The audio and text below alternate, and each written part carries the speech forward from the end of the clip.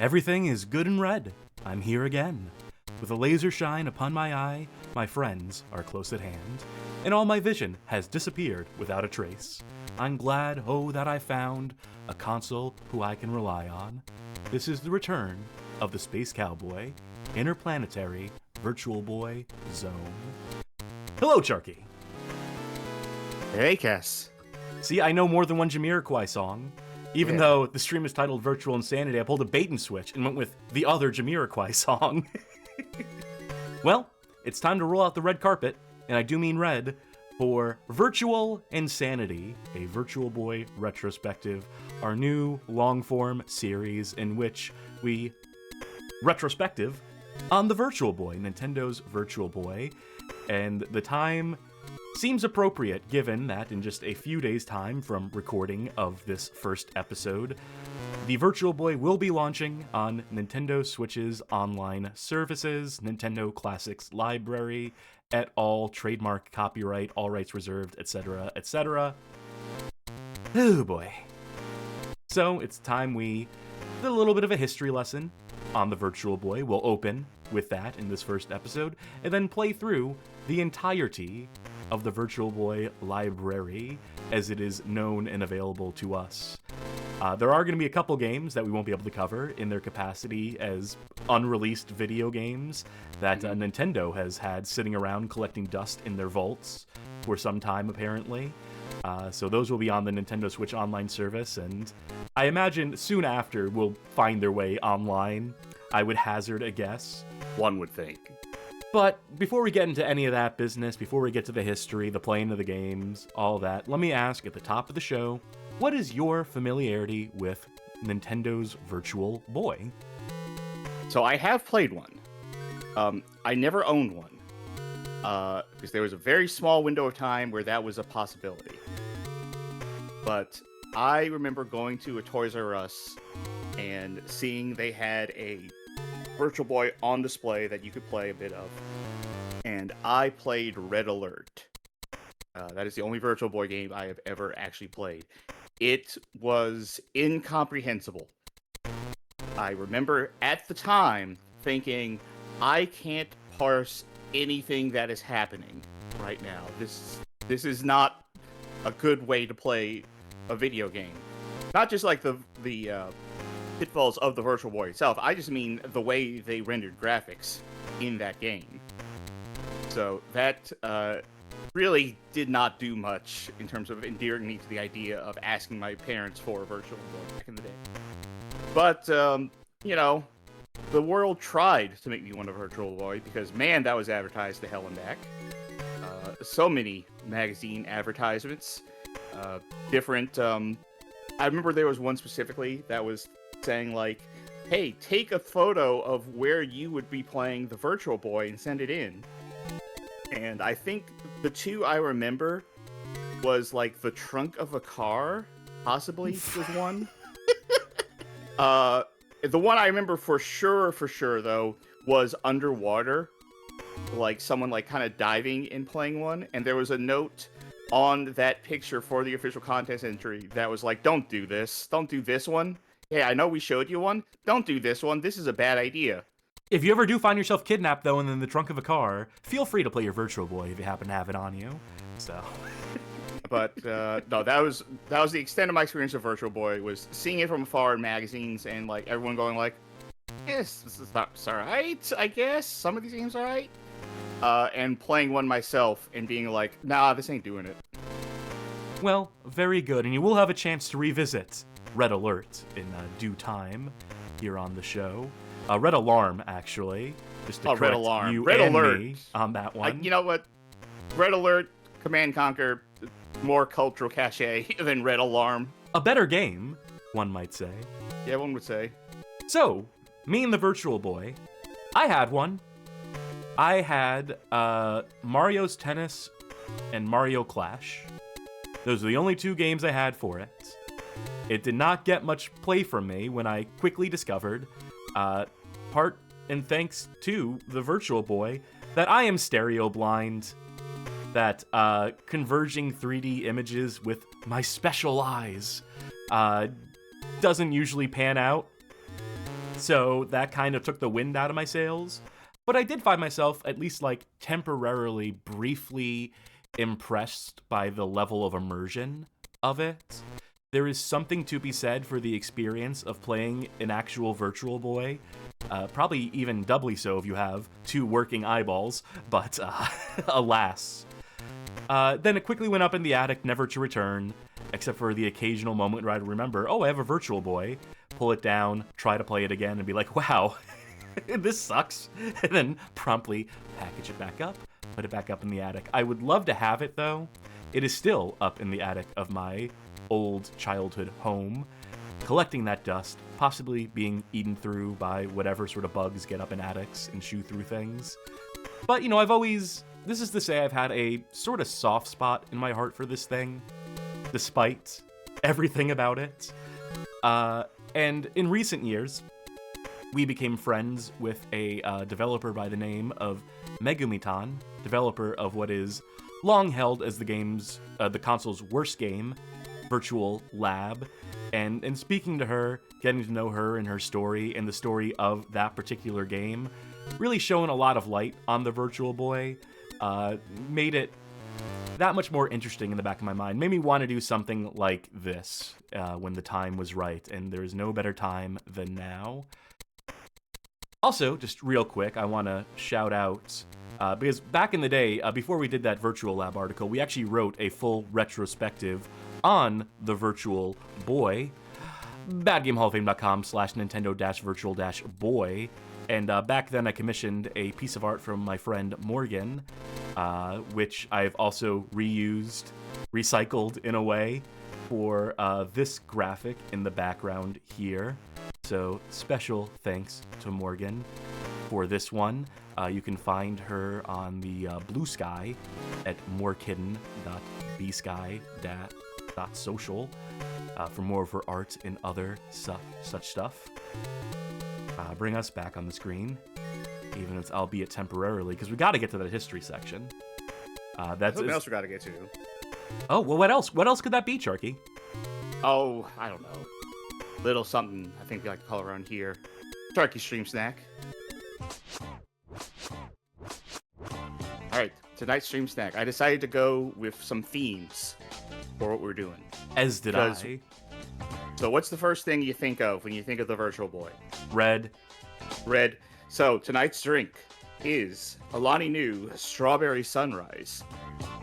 Now, I believe this does have orange in it, being a sunrise. But, you know, red, strawberry. Let's open that up. Give that a quick taste. And while you do that, let me also say that I also hit the gas station today and looked for a energy drink in a red can, because my beloved Monster, does not provide. And so I found Rockstar Punched Fruit Punch. Nice red and black graphic on the can here. I actually bought 2 of them, 1 for each eye. So I'll get that open, and we'll see how this tastes. I do enjoy those. Those are decent. This Strawberry Sunrise is also decent. Let me try to taste again. Little light on both of those. That strawberry and that orange do clash a little bit, I feel. They don't mesh together too well. This is fine. This is fine as an energy drink, but I don't think this is the best pairing of flavors. It is something I'll still drink, and I should still drink them because I bought like 3 of them. But, 1 for each eye. It is, yeah, your third eye is also yes. accounted for there. 1 is, I'd say 1. This one, it's fine. Again, I don't think those flavors mesh great, but it'll do. Before I move on to my thing, do you want to say what your tasted like? Like a fruit punch, like a bad fruit punch. Not a surprise, not shocked. I kind of knew what I was getting into by straying from the Monster, but whatever. I'll make this work. I have a soft spot for bad fruit punches, though, so it works fine for me. Tonight's food is not red, but I went into the direction of virtual. We're having Daring buffalo plant chicken wings made from a short list of familiar ingredients, it says. I think that familiar ingredient is soy. So yes, soy chicken wings, boneless. Give this a little taste. And while you do that, let me read the comment from chat here. Louise PSC says, I hope there's carrots. The myth that it's false that I learned just before making the joke says it makes your eyes better. And it's what gave Bugs Bunny the ability to read the bottommost lines of that eye chart in a famous merry melody. Yeah, if I got baby carrots in the fridge. If I got to stay on brand, sure. That'll be the only thing I eat during this segment. How bad do carrots have to go before they turn red? You know, we'll find out. I'll keep some in the back of the fridge just for that purpose. And by the end of this series, we will know. So, these buffalo plant chicken wings are actually pretty spicy. I feel like that is a good way to meet the flavor expectation of, like, if you can't make your thing taste like chicken, make them so spicy that's like the lead flavor. Like, that is the only thing that will come across. It's like, yeah, I guess it does taste like a buffalo chicken wing because I taste all that buffalo. It's not like an offensive texture or anything. I feel like that can be an issue with some veggie-based meat substitutes. So it's fine. I also have some ranch here to go with them because I am a ranch fan. I was thinking, though, I think it would be very funny to have a recipe for, like, soy imitation chicken wings that involves getting real chicken bones and molding the meat around it. They're like, it's vegan. Technically. There's no meat in these chicken wings. I did just had to get the bones, you know, ignore the bones. I wonder if that would be more fucked up than having bone-in plant chicken wings that are all vegan, somehow making fake bones. I feel like that would be more distressing, actually. Delightfully devilish. But I'm not sure. But yeah, I'll finish having these wings during the history section. But for now, that'll do it for Sharky Stream Snack. Thank you very kindly.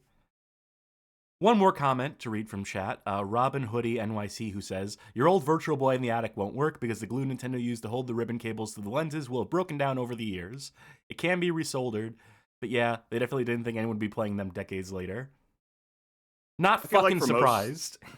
Yeah, I feel like for most video game console developers, their idea was not, this will be played for ages and ages to come. It's like, this will be played and then they'll buy our next product. Well, we'll certainly be getting into that in the history section. Nintendo's plans for the Virtual Boy, how forward-thinking they may have been or may not have been. But let us cut away to that 16:9 screen. You can see I did it. I'm actually... first of all, cute. I like this. Thank you. I like what you did here. But I say, I'm actually really liking these imitation chicken wings. These are actually pretty good. Well, I'm glad for you. So, before we get into the slideshow and my notes, my writing here, I'll say that, this is, of course, this presentation is cribbed from my own writing. That aforementioned Virtual Boy article we wrote way back when. And that article itself took a lot of notes from an excellent article, perhaps the best written on the Virtual Boy. It was written by one Benj Edwards on behalf of Fast Company. It is titled Unraveling the Enigma of Nintendo's Virtual Boy 20 Years Later. So many of the sources, many of the quotations in history presented in this history section will be cribbed from that. We'll make note of that when is such the case. I do want to briefly shit talk Nintendo Life, a site I do not frequent, but they do actually have a different source later in this article. But when that article came out from Fast Company, they put out an article titled, Turns Out the History of the Virtual Boy is More Interesting Than the Console Itself, which is basically just a cannibalization of this Fast Company article. And I just want to say, one, that articles that are just taking someone else's article and then cutting it down to a couple of quotes, that's bad articles. Those articles are never good. Secondly, I want to say that saying that the history of the Virtual Boy is more interesting than the console itself.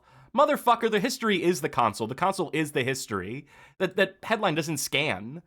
It's just like, well, the Virtual Boy sucks, but the history around it, it's like, yeah, they're one and the same. You can be interested in a console, like, academically, while admitting its faults and, whatever. It's no sense trying to talk sense to clickbait article writers. Another site that I do want to shout out that is not clickbait is virtual-boy.com, the home of one Planet Virtual Boy, one of the most dedicated fan communities ever seen for a given piece of hardware and or software for that matter. Extensive documentation on all things Virtual Boy, community forums, homebrew scene brewing over there. Yeah, if you know the Virtual Boy, if you have any interest in the Virtual Boy, you have inevitably landed on their web space, on their web zone online. I just wish their servers didn't suck absolute ass. It is one of the slowest loading websites I've ever used in my life, and that has been consistent for like going on a decade now. So I don't know, man. Maybe invest in some higher baud bandwidth. Get off that 56K or whatever it is you're using to host these files, because you could do better. I mean, thanks for the manual PDF. I downloaded like literally 5 minutes before the show. And also, yeah, that took a long time to download that PDF. Not necessarily your fault, but hope better. I hope better for your website in the future. And finally, the last thing I'm going to shout out here is for those interested in the tech specs of the Virtual Boy. We'll get into them very briefly during the history section, but if you want the in-depth breakdown of the Virtual Boy hardware, Rodrigo Capetti has you covered. He has a website, he has a page, he has a book that is all just a full technical breakdown and analysis of every piece of chip and hardware inside the Virtual Boy.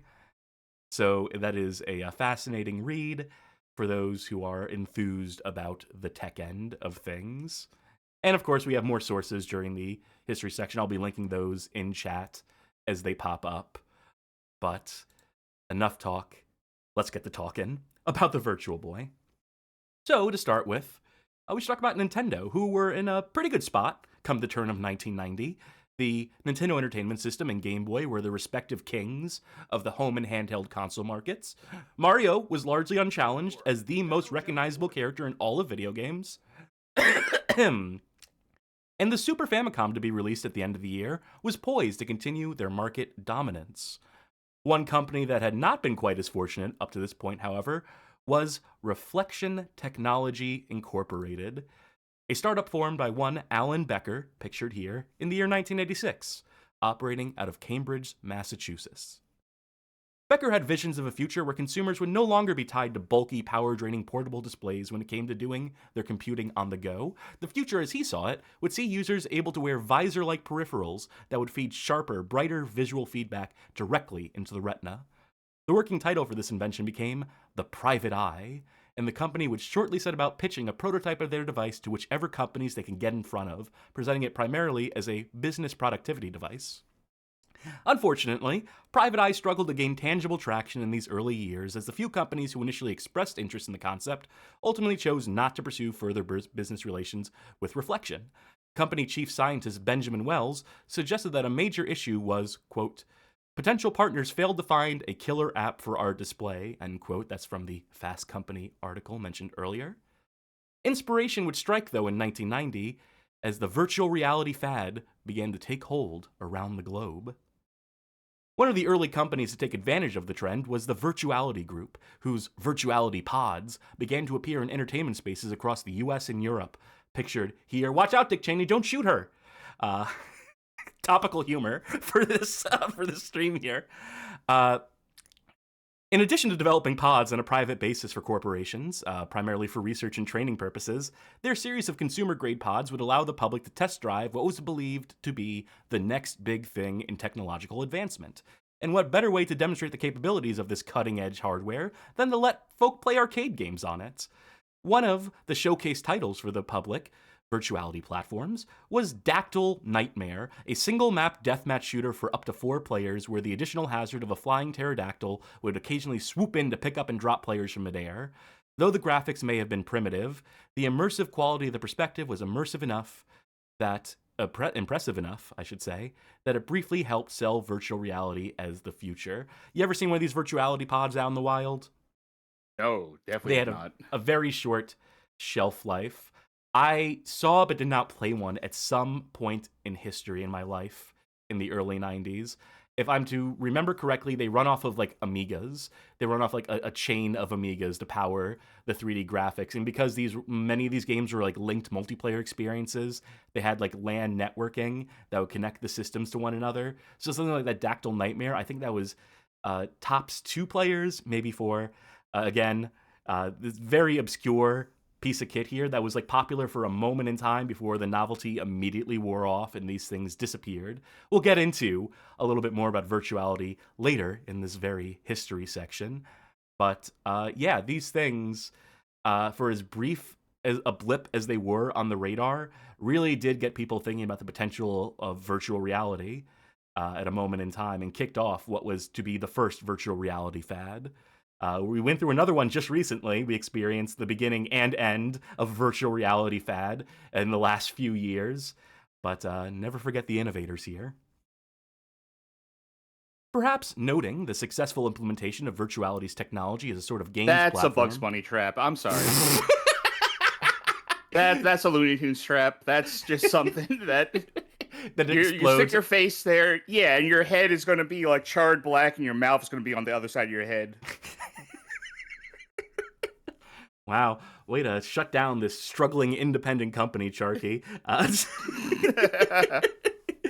So, perhaps noting the successful implementation of virtuality's technology as a sort of games platform, or perhaps simply empowered by the general VR boom, Reflection set about working on a new piece of software to help sell their product. Their demo was described as a, quote, tank simulation game, where players were given first-person perspective and the objective of shooting enemy tanks.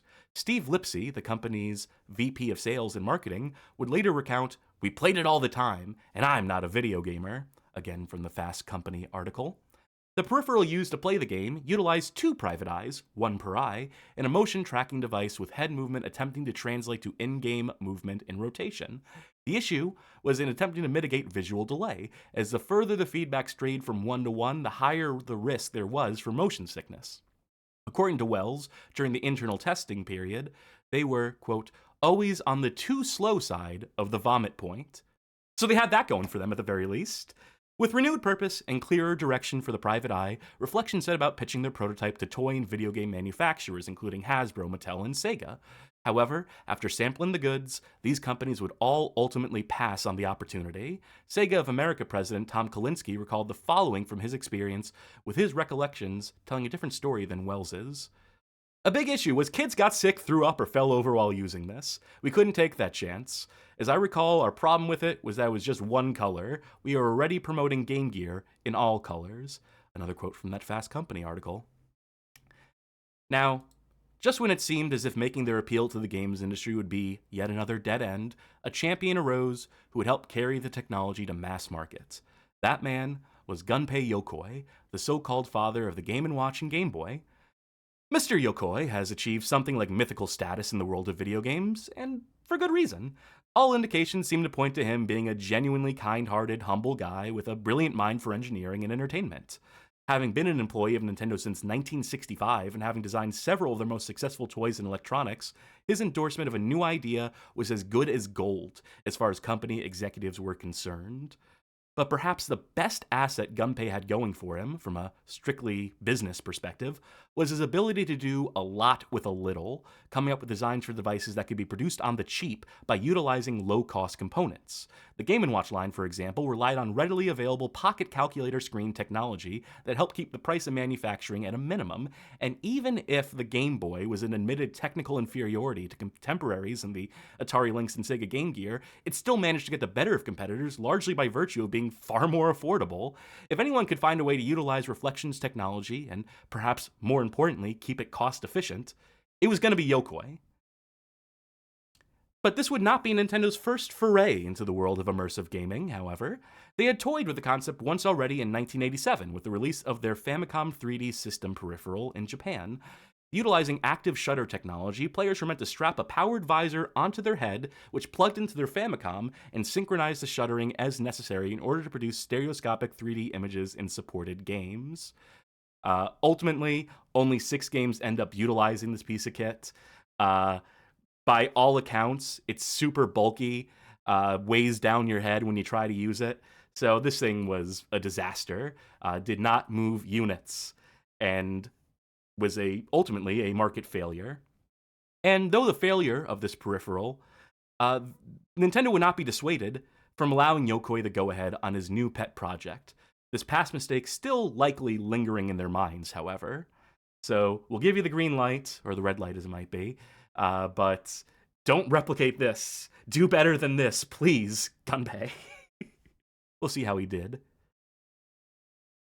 Pictured here, Gunpei Yokoi using a Virtual Boy. Internally named VR32 and/or VUE at Nintendo, and unfortunate internal name of Dragon Project inside of Reflection. A little bit racist.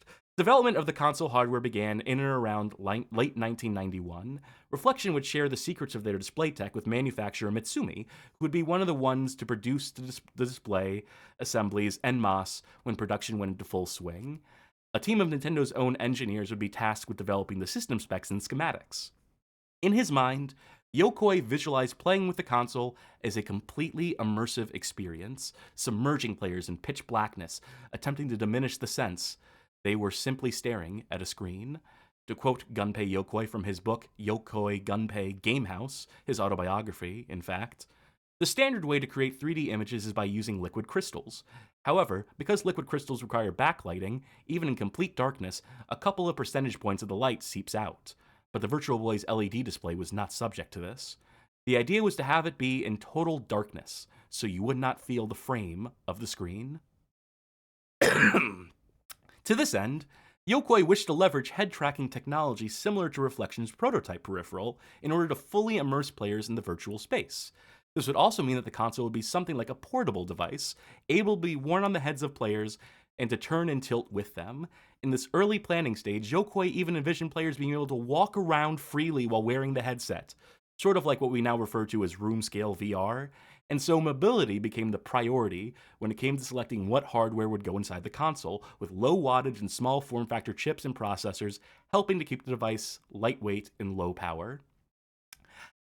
So, needless to say, Yokoi's vision for a fully portable device was, frankly, it was never going to happen, and the world is a safer place for it.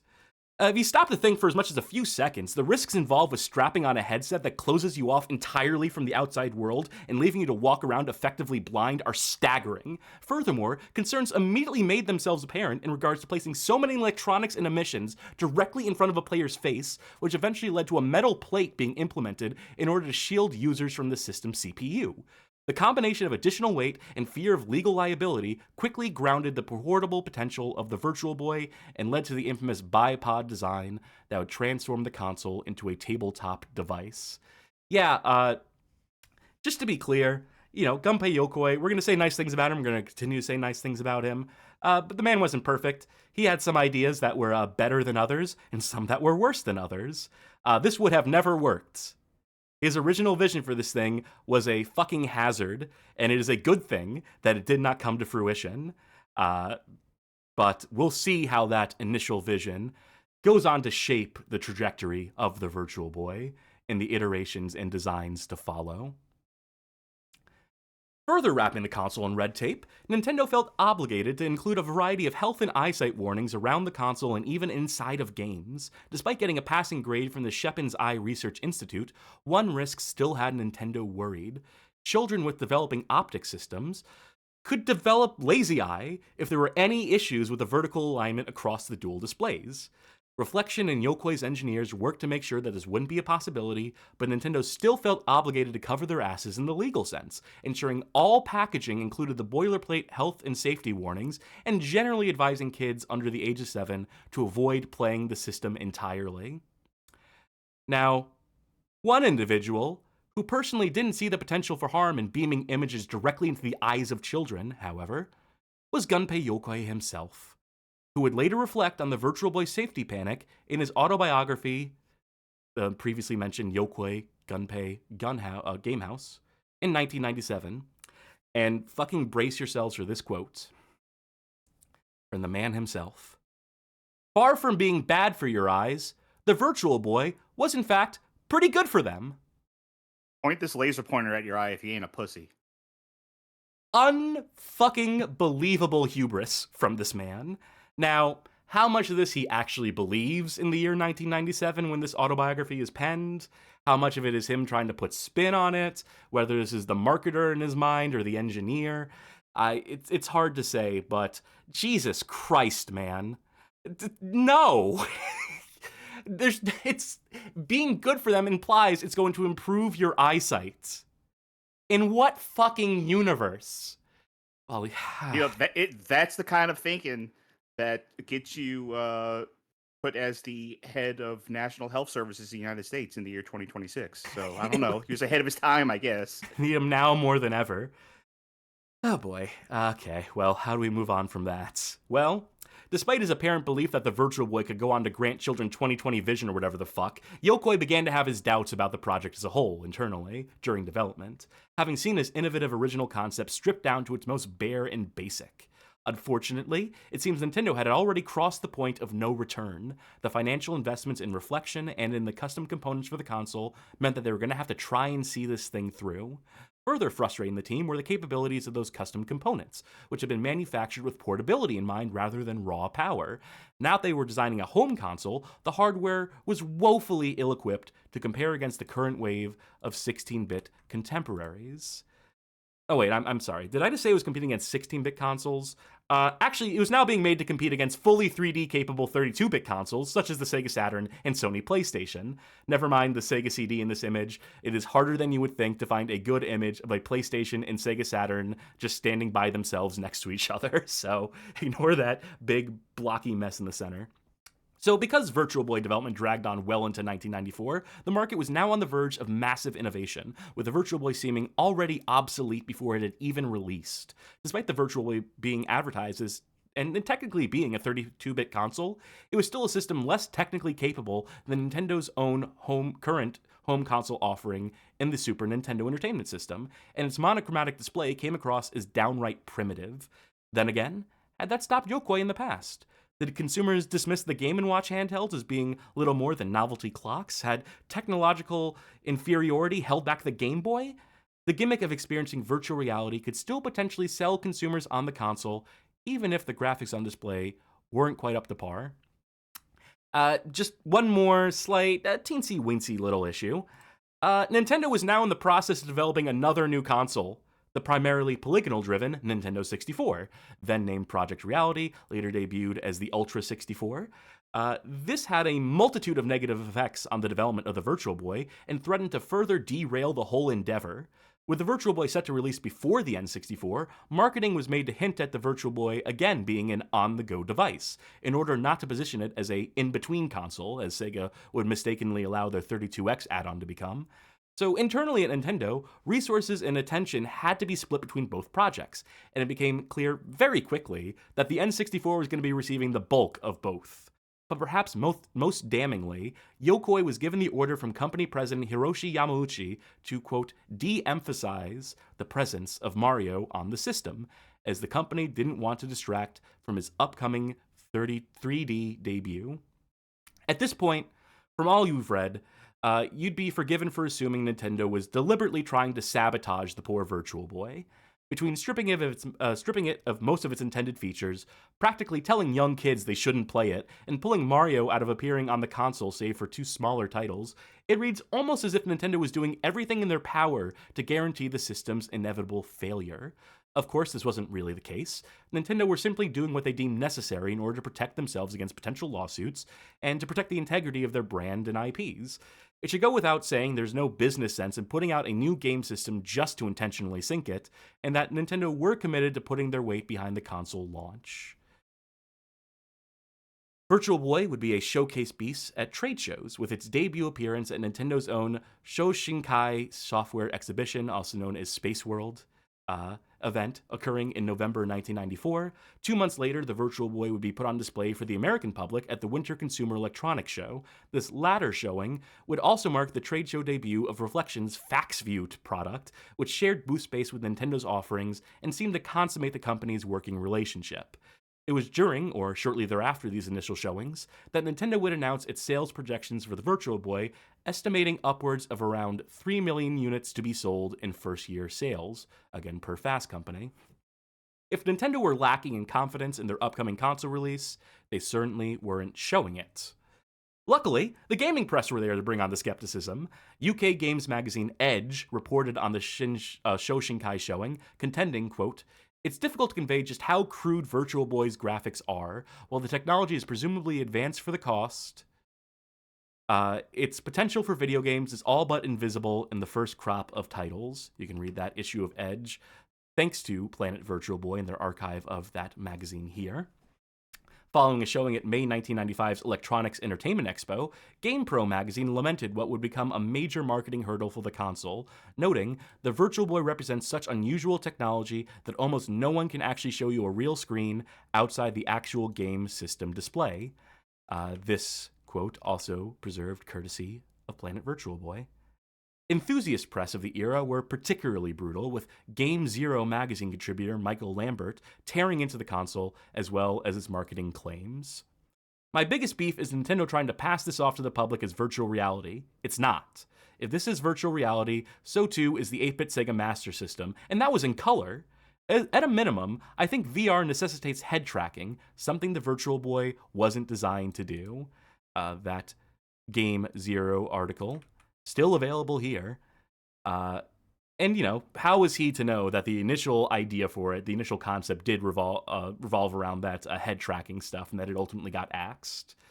But, for all intents and purposes, the Virtual Boy is not designed to do that head tracking in its final release iteration, what they showed off at these press conferences, at these trade shows and whatnot. So if you consider those reports from the gaming press to be unkind, let me assure you, they were nothing compared to the mainstream media's field days discussing the, quote, dangers of the Virtual Boy. Despite every effort Nintendo made to protect their console from health and safety concerns, early reports, particularly in Japanese news media, would fixate on the potential of the displays to damage players' eyes. With stories of earlier players complaining of headaches, and by using Nintendo's own warning labels against them as proof of the inherent risks, the Virtual Boy soon found itself the victim of sensationalist reporting. Perhaps stories of this nature were inevitable due to the very nature of the system, but Nintendo's own overabundance of caution would ironically become the primary supplier of ammo to their own critics. So, It just goes to show you, never warn consumers about anything. Goddamn right. Horrible advice. Goddamn right, nonetheless. Between the system's Japanese launch in July of 1995 and the North American launch in August, Nintendo had precious little time to course correct and try to keep the latter launch from becoming a debacle. To this end, Nintendo did something rather unexpected given their tenuous relationship with rental outlets. They partnered directly with Blockbuster to stock Virtual Boys as a rental product with prices as low as $9.99 for 3 days, allowing consumers to effectively try before they buy and allow them to determine for themselves if the system was safe and comfortable for them.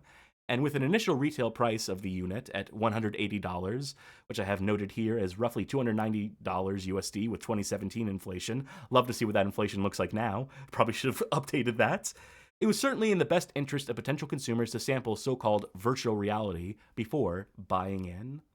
Can I ask you a question real quick? Yeah, please. Have you ever rented a console, like from Blockbuster back in the day? No, I would rent games, but not consoles. I'll tell you, I rented a Nintendo 64 back when it first came out from Blockbuster. So I guess Nintendo still had that agreement past the Virtual Boy. So that was my first introduction to like Super Mario 64 and Wave Race, and would eventually lead me to being like, yeah, I'll get that. Imagine today if you could rent. Period. Actually, imagine if you could rent a novel concept. If you could try before you buy. It'll never hang. Not in this economy. Not in this current marketplace. But, yeah, so Virtual Boy, try it for yourself. It's due to launch soon in this timeline, so we should probably go over some of the technical specs of it. So we should probably figure out what's going on inside this little headset that couldn't. Thanks to iFixit for this awesome image breaking down all the individual components of a Virtual Boy.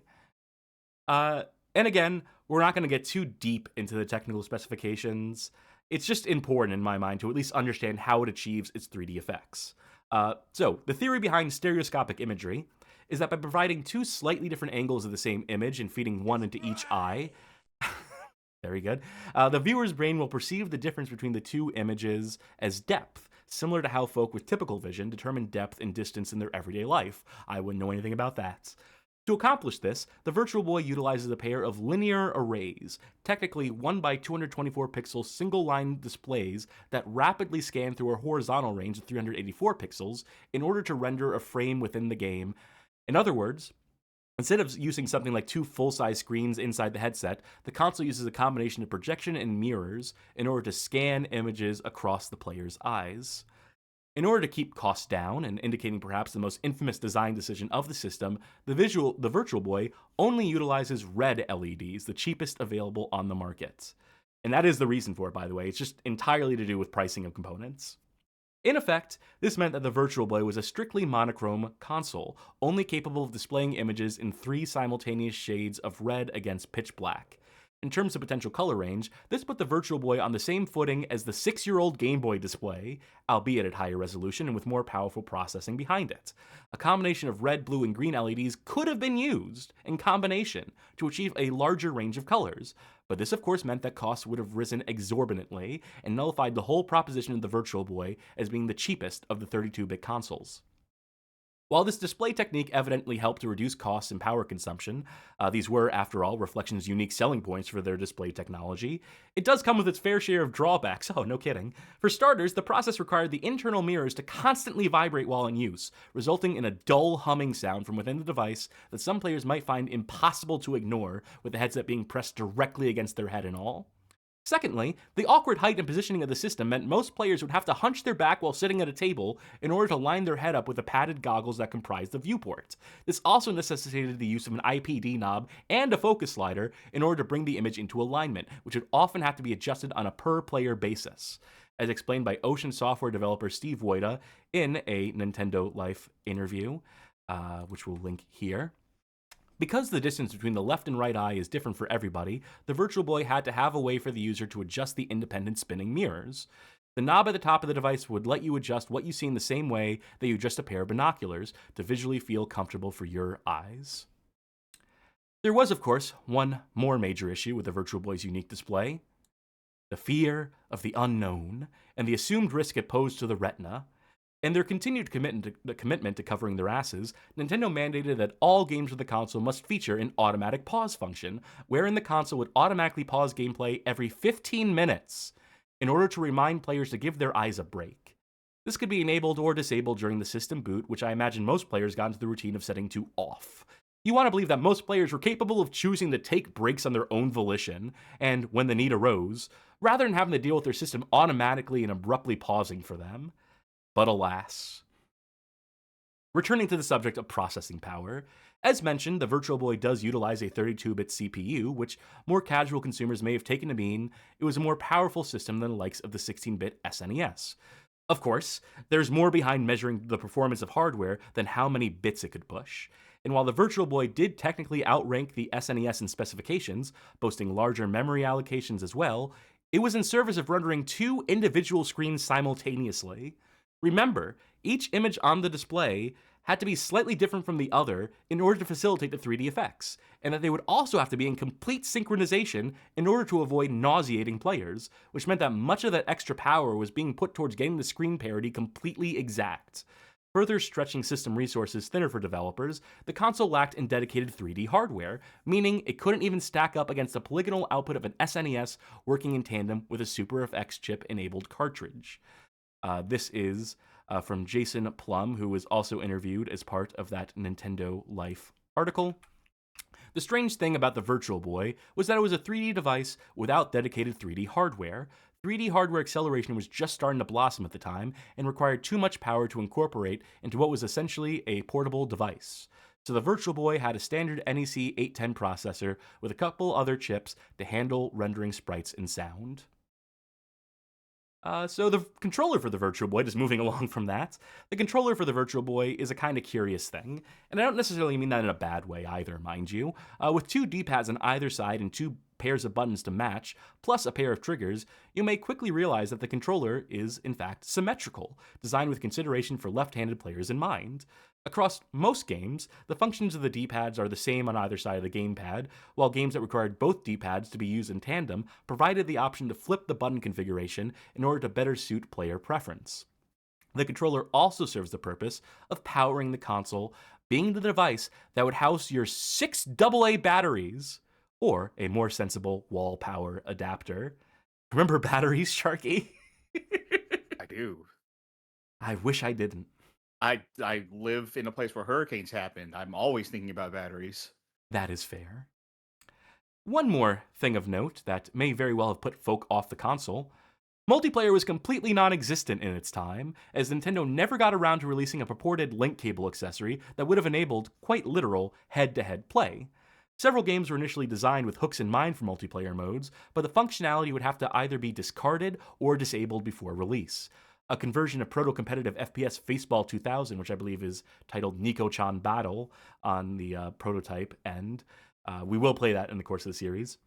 But that was among the titles ultimately canceled for the console, and I can picture the inability to include multiplayer being a major factor in that decision. With the potential for graphics barely rating above a Game Boy, inferior hardware to all their contemporaries, and a display liable to give you a short-order headache, were there any upsides at all to the platform?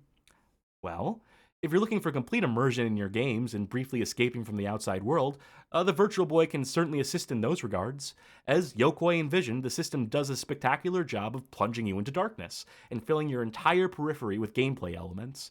Playing the Virtual Boy is a very isolating experience, which can serve as a selling point for some, and definitely as a scary proposition for others. And so that's what you could expect from your Virtual Boy. Now we pivot to the launch of said Virtual Boy. The Virtual Boy would launch on July 21st, 1995 in Japan, August 14th, 1995 in North America, and September 1995 in Brazil. It would not make its way to Europe or Australia in its time. In trying to follow the sales numbers for the Virtual Boy, there are two stories to tell.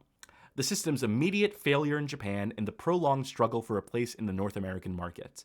Japan saw the Virtual Boy failing to move more than 140,000 units by December of 1995, as per a Gamasutra article. Gamasutra, now game developer, but don't read the game developer version. They do really bad formatting on it with all their old legacy articles. Just read this archive.org version of said article from the Gamasutra days.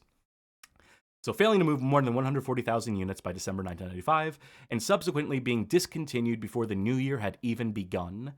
That's right, it didn't even last until 1996 in Japan. They had given up all their interest in it and effectively told developers who were still making games for it in the Japanese market to wrap it up before end of year, or we will not even bother selling your game. This overwhelmingly negative coverage of the console by the media that had been ongoing at the time had evidently been too big a hurdle to overcome in Japan. Or perhaps the public simply weren't sold on the system's unique selling points. After all, it was a difficult thing to convey the system's 3D capabilities without being able to put the display directly in front of folks' eyes, and having to rely solely on flat print and epileptic promotional videos. And there were a few of those. North America proved only slightly more profitable in the long run, reaching 470,000 units sold by year's end, 1995. But perhaps providing some small amount of optimism, it would manage somewhere in the neighborhood of 750,000 rentals, giving Nintendo some hope that the territory might still have some interest in the system. This would give way to a series of price drops, reducing the original $180 USD suggested retail price down to $160 heading into the 1995 holiday rush, before further dropping it down to $100 in early May of 1996. By August of that year, Nintendo finally determined there was no sense in prolonging the North American experiment and quietly discontinued the console in that region as well. I remember hearing that, you know, the bit about developers who were told to like rush this shit to market, rush your games out before we're done with this thing. I did try to confirm that with Megumi, seeing that Virtual Lab was one of the last releases for the Virtual Boy in Japan. But she did not have any sort of context for that. When she was developing the game, she didn't even realize that the console was going out of production at that point. So I would love to confirm that at some point with someone, if anyone has spoken on the subject of rushing games to pass to get them out before the console was discontinued in Japan. If anyone knows a source on that, I'd certainly be eager to hear it. Moving on. With the failure of the Virtual Boy at this point, having established that it was a complete failure, we now have to address the rumor that Gunpei Yokoi was forced out of Nintendo due to said failure, which, let me just say up front, is complete bullshit. Contrary to rumor and myth, Gunpei Yokoi was not forced out of Nintendo or made to shoulder the full blame for the Virtual Boy's failure.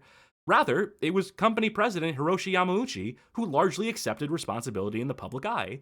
It was Yokoi's own plan to retire from Nintendo, having spent 31 years helping to shape the business. His plan all along had been to leave Nintendo and go on to start his own company.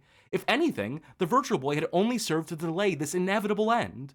Before leaving, Yokoi had even helped in engineering the revised model of the Game Boy Pocket, which went on to revitalize the aging product line and help continue its success moving into the 21st century. So yeah, he did that after the Virtual Boy, as a final favor to Nintendo, one that ultimately paid off, and any bad blood they might have had, I have to imagine, was washed away pretty quickly with the sales of the Game Boy Pocket, especially with the Pokemon boom just around the corner. So yeah, let it be said, anyone who still purports that myth, revisionist history. And I have to say that because there's still people towing that line, still people bringing that old line out. Even Hank Rogers, a guy who I deeply respect, father of Tetris and whatnot, or one of the two fathers of Tetris. I saw some tweet from him just a few months ago where he was still talking about it's a shame that Hiroshi pushed Gunpei out of the company because of the Virtual Boy. I mean, the guy shaped their business, for Christ's sakes. And it's yeah, man, they didn't. And you should know that because you were purport to be best friends with Hiroshi Yamauchi, his only friend, according to some testimony that Hank had given, because of their shared love of not Mahjong. What's the Othello game? What's that based in? Reversing? Go. Or Reversey. Yeah, Reversey, that Go, whole thing. Whatever. Yeah. So, it's even people in the industry aren't absolved of purporting false narrative on occasion. Let it be known. After leaving Nintendo, Yokoi would co-found Koto Laboratory with fellow R&D1 co-worker Yoshihiro Taki. Their first orders of business involved them returning to the realm of low-cost, low-power LCD games, with a design for a new handheld capable of running off of just one AA battery, eventually giving birth to the Bandai WonderSwan. While it's doubtful Yokoi had any intent or interest in attempting to outdo his former employers, he certainly seemed poised and confident he could compete with them in the market. Unfortunately, he wouldn't have the chance. In a tragic turn of events, Gunpei Yokoi was the victim of a vehicular collision that took his life on October 4th of 1997. At the age of 56, he had shown no signs of slowing down as a designer and likely would have continued to innovate in the games industry. Further rumors and conspiracies... this bit is so fucking stupid, but I have to address it here. Further rumors and conspiracies attempt to somehow link Yokoi's death to the failure of the Virtual Boy, with a particularly fucking stupid one revolving around Nintendo themselves putting a hit out on him through the Yakuza in order to stop him from divulging some unspecified trade secrets or whatever after leaving the company in disgrace. If you ever hear anyone pull that one out, just write that fucker off immediately. Dumb as hell.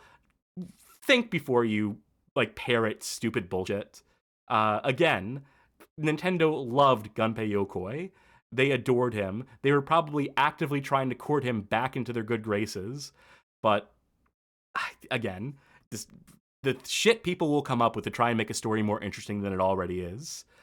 So, again, bullshit. In reality, the Virtual Boy can only really be blamed for one casualty, and that is reflection technology. The private eye technology was only ever integrated into the Virtual Boy in FaxView as far as consumer products were concerned, and with both of those brands being financial flops, the private eye display itself could be considered a failure as well. In 1997, Reflection announced plans to release a full-color iteration of the display, but a lack of interest and a lack of funds would stop that dream dead in its tracks. Al Becker's final venture would involve bringing systems for water purification to developing nations in dire need, but he too would suddenly pass on October 14th of 2001 at the age of 53. Just for a moment of levity, really look at this image. Really look at this fucking thing. Really look at this fucking fax view that would just show documents to you a line at a time, directly beamed into your eyeball. Yeah, I wonder this fucking thing didn't take off. He does kind of look like he's trying to see if there's any drop of whiskey still in his flask. Slime in chat says, there's an alternate universe where this successfully replaced paper. We would have been more environmentally conscious for it. So, what went wrong with the Virtual Boy? So, while some pundits may ponder, did anything even go right for it, blaming Nintendo entirely for its failure, I'd like to contend that they were the victims of a situation almost completely out of their control. Sure, a number of decidedly bad business decisions on their end may not have helped them at all, but aiming to release the Virtual Boy in 1995 had already unknowingly spelled doom for the console itself. Simply put, there was too much competition for the poor little system, and they completely failed to measure up. Oh, and that whole virtual reality fad that the Virtual Boy had hoped to cash in on, yeah, that had already been on the outs for a while now, too. You see, virtuality, mentioned earlier, was dead as a doornail come the end of 1995, and while there are obviously a variety of reasons for that fact, and virtuality and the Virtual Boy were two different beasts entirely, you can still sort of point to the rise and fall of the VR pods as a measure of the public's interest in virtual reality. The company had peaked in 1993, and soon after their arcade machines had begun to grow stale, with arcade operators finding the units difficult to maintain and exorbitantly expensive to continue to operate.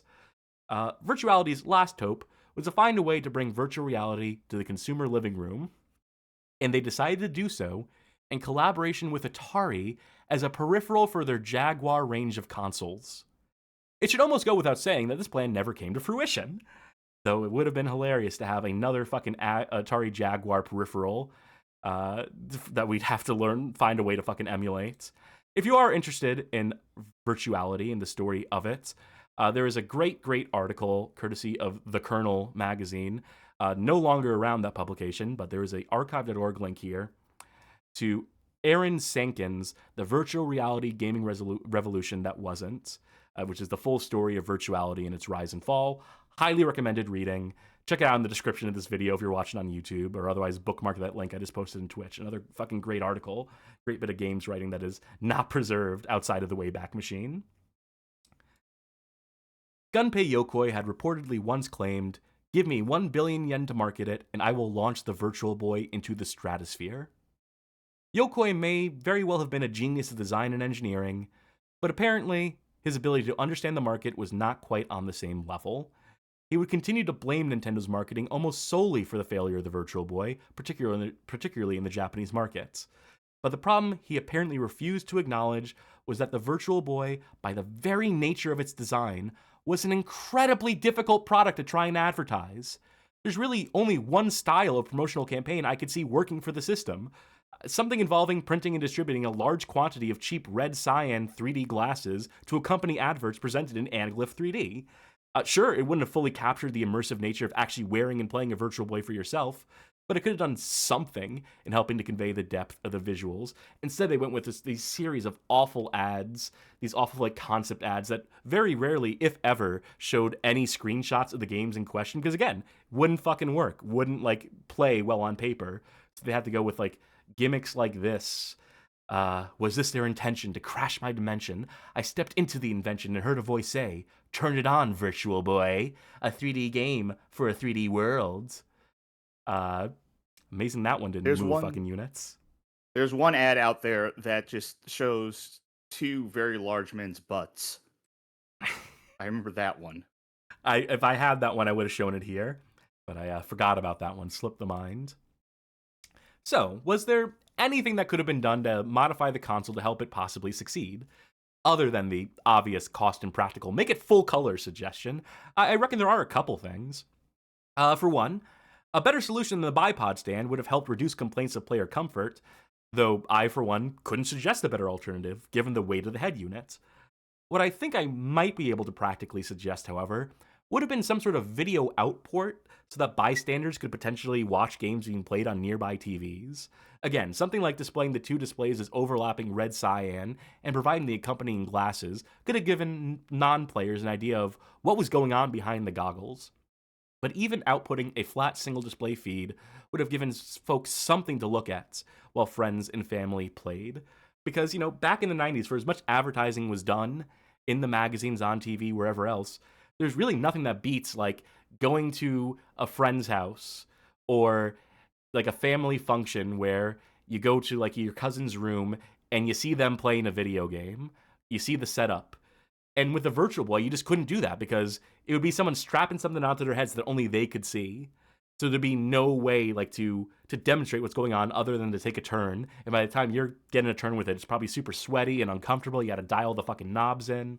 So just having, like, a cable, the red, white, and yellow, whatever you need to plug it into a TV to give people, bystanders, something to look at, I contend that would have, like, helped move at least a few 100,000 more units, very conservatively there. But perhaps the best thing Nintendo could have done for the Virtual Boy was to put out that link cable accessory and enable that head-to-head play. A big part of what helped early virtual reality games like Dactyl Nightmare initially succeed wasn't just the impressive nature of the VR gimmick, but the fact that you were inhabiting a virtual space with other players as well. Imagine being able to sit across from or next to a friend while playing with your own individual Virtual Boy systems, connected in the same game and running virtual circles around each other in some sort of shooter. Even without the head tracking or full depth of color to sell complete immersion in that game world, the sensation of seeing your buddy realize in a digital world would have undoubtedly proven super cool. As a matter of fact, in recent years, determined Virtual Boy enthusiasts have actually managed to restore multiplayer functionality in the likes of Mario's Tennis and other games, allowing for competitive and cooperative play with the use of a homemade link cable also developed by the fan community. And they have gone on to do, like, pretty wild things with that. There are, like, full homebrew games that leverage that tech and hacks of, like, Mario Tennis and other games that were initially planned with that capability in mind. But Nintendo just, like, failed to capitalize on that, failed to do anything with it. So you just had this port on the Virtual Boy for it that went ultimately completely unused. Imagine all that love and enthusiasm for the Virtual Boy. Even as the gaming press at large has spent the last, I wrote 20 in this article initially, 30 years. We've been around for a while, Sharky. We've been around for 10 years, believe it or not. I think there's a video about that somewhere on the channel. 30 years absolutely savaging the system and routinely placing it near the top of worst consoles of all time lists. Honestly, I'm not sure if half the writers penning this stuff even fully understand why the console flopped, and I'm definitely led to believe that most of the writers have never actually played one for themselves. In a 2011 article from IGN, a writer bemoaned the Virtual Boy's dismal array of software offerings in a very bad IGN article that I will link here. To which I say, yeah, no shit, dude. They discontinued the console before it was even a year old. Why not complain about, like, the lack of games for the Tiger Gamecom while you're at it? Ignoring the fact that, much like the Virtual Boy, there were plenty more planned releases for these consoles that never came to be, due to the hardware not meeting sales expectations. You can't blame a console's failure on its lack of games library, when the lack of game library is a direct result of the console failing. They put out enough games on the Virtual Boy for the limited amount of time it was on the market, so I write that off. I believe you also have mentioned to me, there's some dude on YouTube who did something on the Virtual Boy that struck a nerve with you. Do you remember this, Sharky? I think what happened was, if it's a thing I think you're talking about, we were watching a video together where it was like a list of, like, consoles. It was some listicle video. And they were talking about the Virtual Boy, and they were saying, like, yeah, it, like, one of the problems, or one of the big problems with it that caused people to not like it, was it caused neck strain when you were, like, carrying this bulky thing on your head, but you weren't. Yeah, I think that motherfucker, whoever it was, I double checked. I thought it was Game Ranks, because they do really hacky listicle type videos. And I thought it was a Falcon guy, that narrator for that channel, but I couldn't find that. I couldn't find that in a listicle video that they did. And even though they did cover the Virtual Boy several times, I couldn't find that exact example. I think whoever it was, and I'd love to remember who it was so I could laugh at them, but I think they straight up watched the Angry Video Game Nerd special on the Virtual Boy where he duct tapes it to his head and just thought that was how you were really meant to play it or something. I don't know. YouTubers fucking baffle me sometimes. Not to name drop, but Shane might remember which video it was because he was watching it with us. Oh yeah, He took more umbrage of it than I did. I'll hit up Shane Rerez after the show, maybe, and see if he can remember, see if his recall's a little better than ours. Now, in fairness about the Virtual Boy, not even Nintendo has been particularly kind to the Virtual Boy in their own retrospect. With the success of the Nintendo 3DS, a handheld which did successfully utilize 3D display technology, some expected the Virtual Boy library to make its way to that system's virtual console market. When asked about the potential of the library to make its way to that eShop, Nintendo of America's then president Reggie Fils-Aimé had only this to say in another archived article, this one from Kotaku. Could not find this on the main site because Kotaku's search is dog shit. But to quote Reggie, "As a consumer, I have experience with every Nintendo platform and, I think, every accessory, including the Super Scope, with the exception of the Virtual Boy. So it's difficult for me to articulate a point of view back to our parent company in Japan why we absolutely have to have a Virtual Boy store." They did go on to do a reference to the Virtual Boy in Tomodachi Life in the original release of it. That is what is pictured here in GIF form. And you can see Reggie in the top left corner of this particular ensemble of characters, right between Iwata and I believe that's Miyamoto with the cowboy hat in the back. So other than a small handful of wink nods over the years, Nintendo had seemed content to largely pretend as if the console never existed in the first place, as if that will somehow rewrite their company history in the process. That is until they gave up and learned to love the bomb. During the September 12th, 2025 Nintendo Direct, Nintendo would announce the Virtual Boy library as coming soon to their Nintendo Classics catalog on Switch and Switch 2, available to subscribers of the Nintendo Switch online service from February 17th of 2026. That's due to happen in just a few days. Here is the Nintendo Direct in question. There were the announcement from it. And actually, hold on. I gotta amend what I just said real quick. I said that you just need to be a subscriber to Nintendo Switch Online, right? So not only do you need to be subscribed to the Nintendo NSO service, but you also have to be opted into their annually priced $49.99 expansion pack tier, $79.99 for the family version of that plan. Oh, and on top of that, you'll also have to pony up the $100 USD for their replica of the Virtual Boy headset, necessary for replicating the stereoscopic effects. That's if you want the full experience as intended by Nintendo, who are gracious enough, magnanimous enough, to offer an alternative $25 cardboard sleeve version of that headset, but with functionality pared down, including an inability to swap out what color you'd like to see the games presented in, a feature that, mind you, won't even be available at launch for the $100 version of the headset, but instead will be released down the line later this year, whenever that is. And if you were fucking stupid enough to think that Nintendo's previously released Nintendo Labo VR kit would be compatible with these games, joke's on you, idiot. Nickel and dime until it is done. I also want to be clear on something too, because you say you need the $100 USD Virtual Boy headset to replicate the stereoscopic effects, or the $25 cardboard sleeve version. You're at home thinking like, well, what if I just want to play it in 2D? Like, I don't need the 3D stuff. I want to play. No, doesn't work unless you have one of those two accessories. You cannot play these games in 2D. We will be playing these games in 2D over the course of a couple months, but you cannot do it on the service that you're paying for. Let me look at a couple comments from chat here. Brush of Chaos asks, why not just re-release the Virtual Boy at that point? Because they can nickel and dime with a fucking annual subscription to make it, like, actually viable, to make it actually fucking usable. W32 My Doom says, the fact that you still have to maintain your NSO subscription to use your $100 peripheral is insane. Yes, it is. It's just an example of how shitty things are, economy-wise, and how few scruples Nintendo has about just absolutely fucking robbing their consumers blind. Needless to say, I don't think either of us are particularly enthused for this version of the Virtual Boy coming out, and is a big motivator in why we're doing this series, to hopefully, remind people that, like, these games are not worth the price of $100. It is not worth it to experience these in the full 3D as intended. If you can play these in 2D, or, hack a solution with home available goods in your house to play them in 3D, do that! Don't give Nintendo money. They haven't fucking earned it. Definitely not for this. But to continue to give them a little more free press here, 7 titles will be available at launch on this new and improved Virtual Boy service, including a translated version of Innsmouth no Yakata for the first time in North America. That was previously a Japanese exclusive, and I wish I had a link handy for this.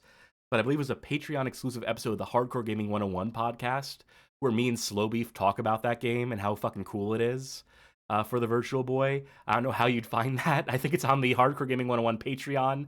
Maybe I'll have a link for that Patreon exclusive episode somewhere in the description here. Curiously, games you won't find in those available 7 titles at launch include Mario Clash and Mario Tennis.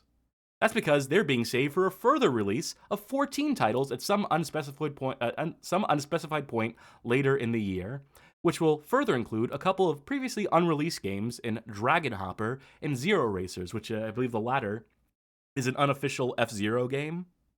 So that's of interest, I suppose.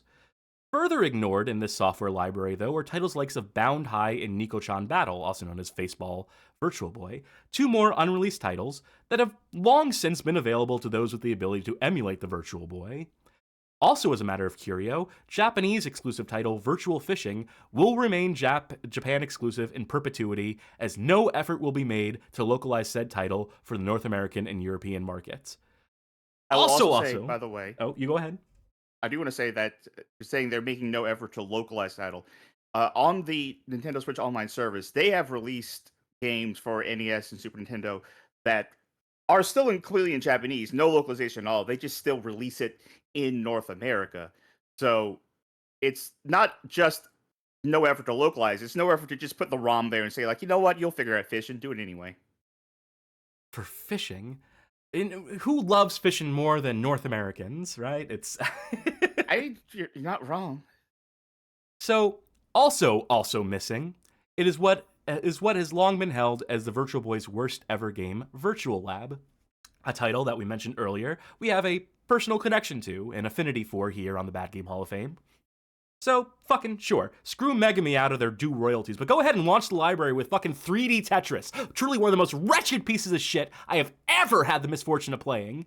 Like, Jesus Christ, it's not even fucking close. Virtual Lab is like the best puzzle game fucking ever made compared to 3D Tetris, and that's a fucking launch title for this service.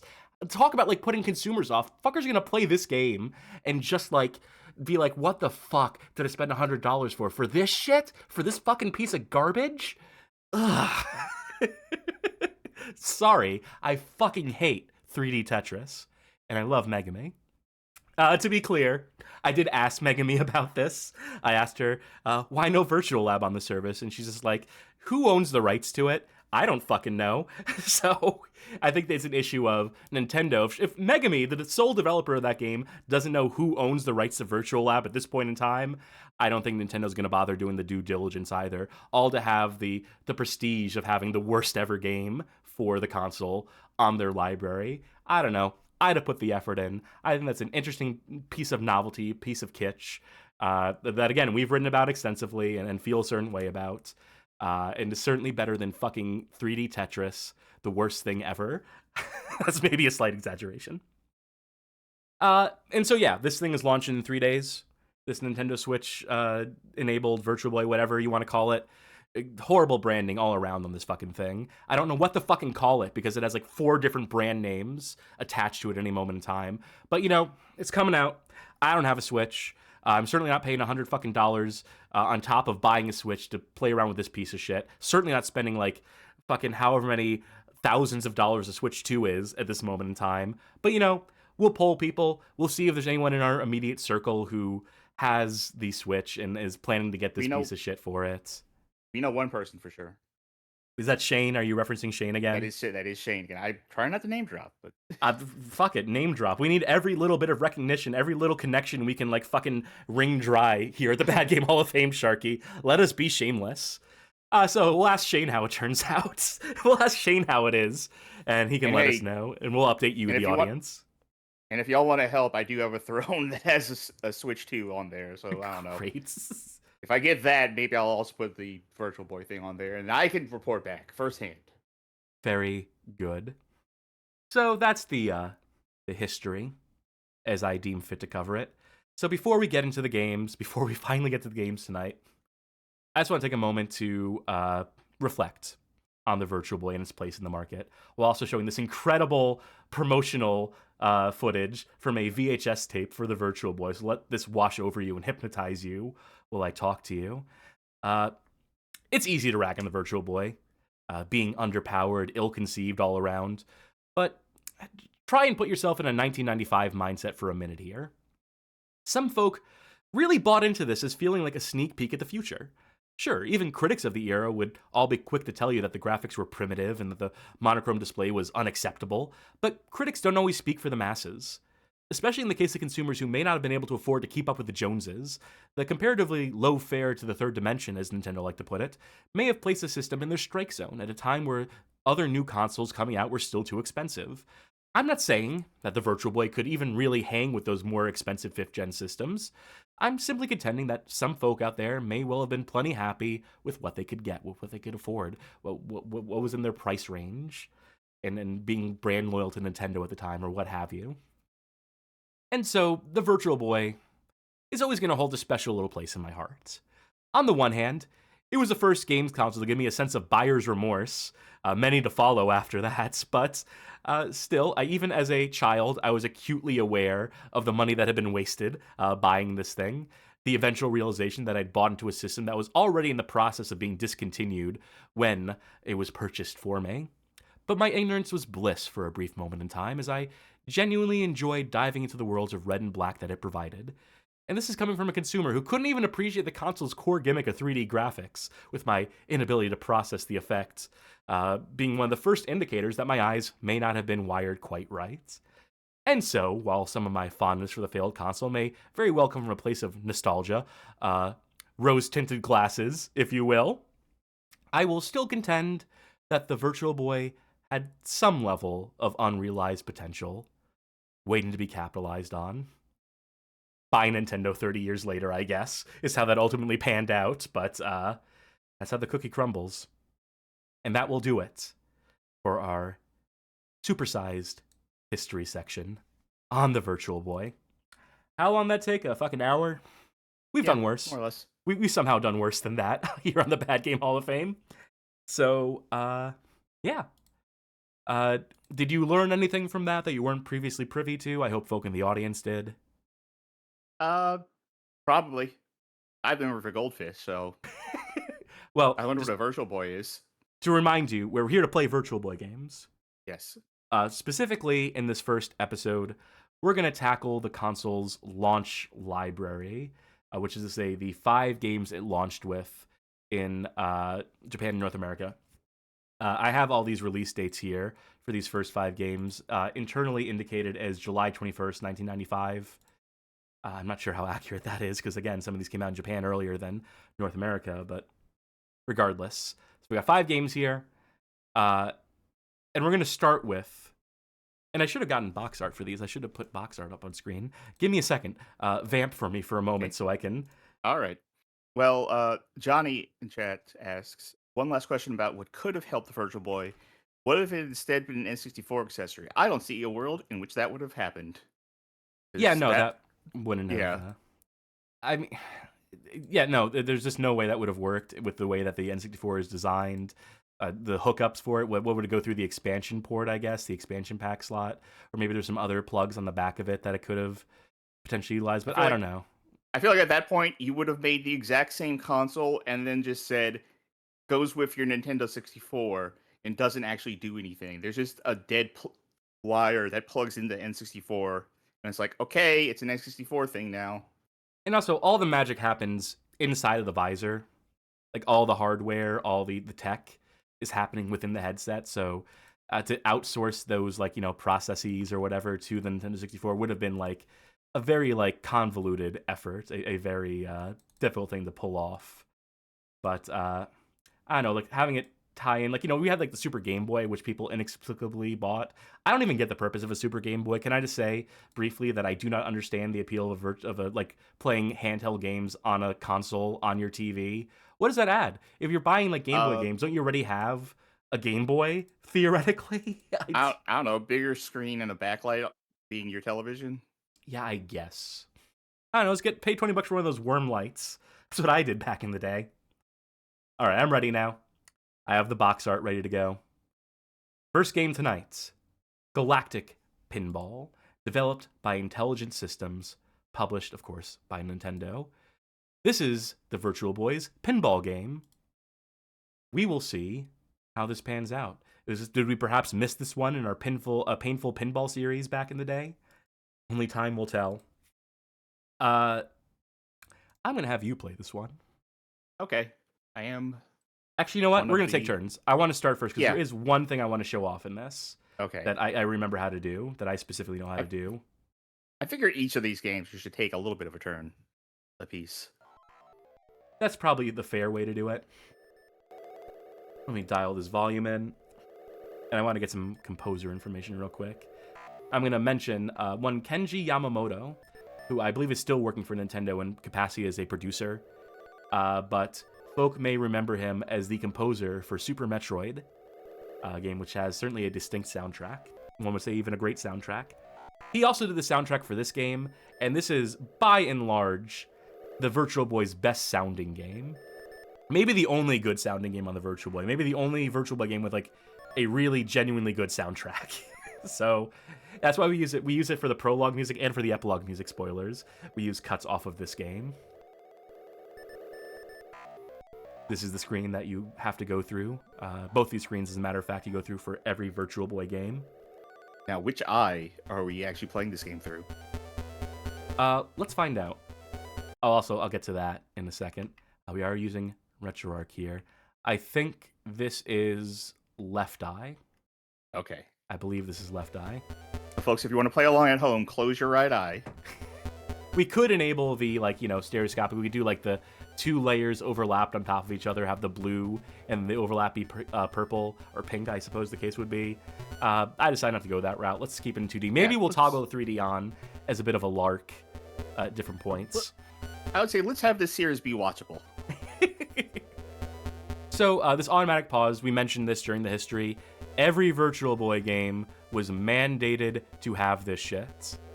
Every one. If you didn't include this, you didn't get gold from Nintendo. So, I'm going to leave it on so we can see what the effect of that is. Welcome to Space World. Let's go. Sick. This one has voice acting in it as well, as you may have just gleaned from that. Hey, that's real good audio quality coming out for a voice sample. So we got 5 tables, I believe, and the ability to look at top scores. You spoil us, Nintendo. Cosmic, Colony, UFO, and Alien. All of them distinct in their ways. I'm going to start with the Cosmic board, the Cosmic table here, because there's a fun little Easter egg that I will attempt to trigger here. We'll see how well that goes. And as we're calling our balls pucks in the game. They are shaped like pucks. L and R to do the flippers here. I am bad at pinball. I fucking hate pinball, as it turns out, because I'm incredibly unfucking lucky at it.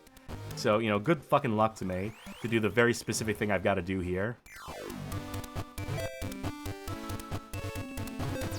Oh, thank God I didn't just drain that ball immediately. I played a little bit of this myself. I don't think there's any sort of tilt there is. in here. Oh, there is? B button. I must have missed that then. Oh, there's definitely no directional tilt. No, it's just sort of all around. Ah! Brutal.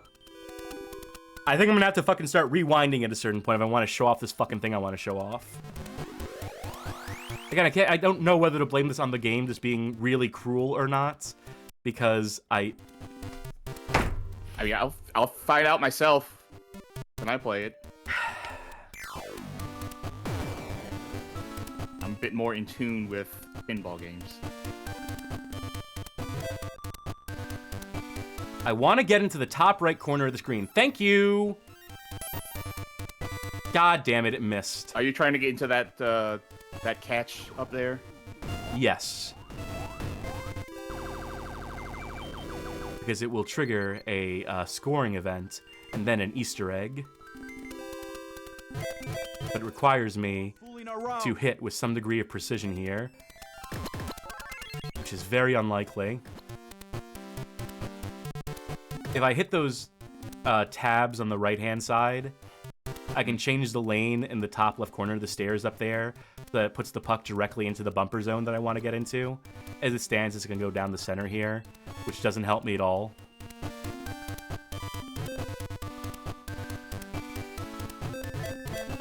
You can imagine this with the stereoscopic 3D effects. The puck coming towards you and whatnot. I contend that it's completely unnecessary to play this game. That this works just fine in 2D. There you go. Okay. Clash. Now to... No, I don't want to do the cyber roulette. This is wasting time. I only have a few seconds. Like 10, 15, 20 seconds to do the thing I want to do up there. This is literally just wasting time.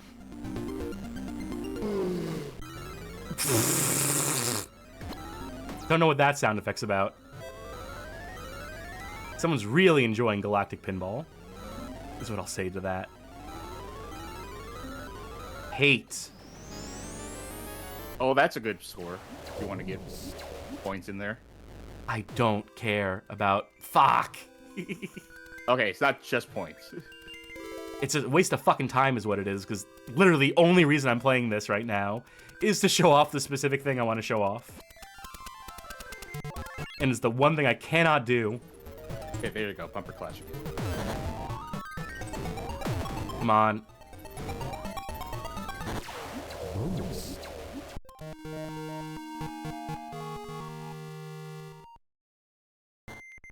Roger, Samus.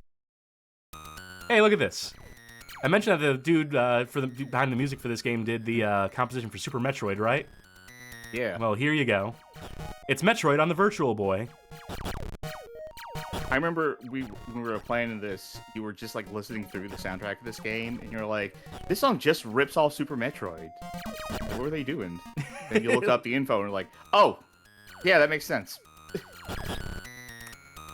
Oh. Yeah, if you manage to perfect that, if you get every one of those dastardly aliens, you get a free puck. You get a 1-up, effectively. Yeah, that makes sense. We got the lane change, so it might be slightly easier to trigger that that bonus now. And At least we got a scene now. what was that?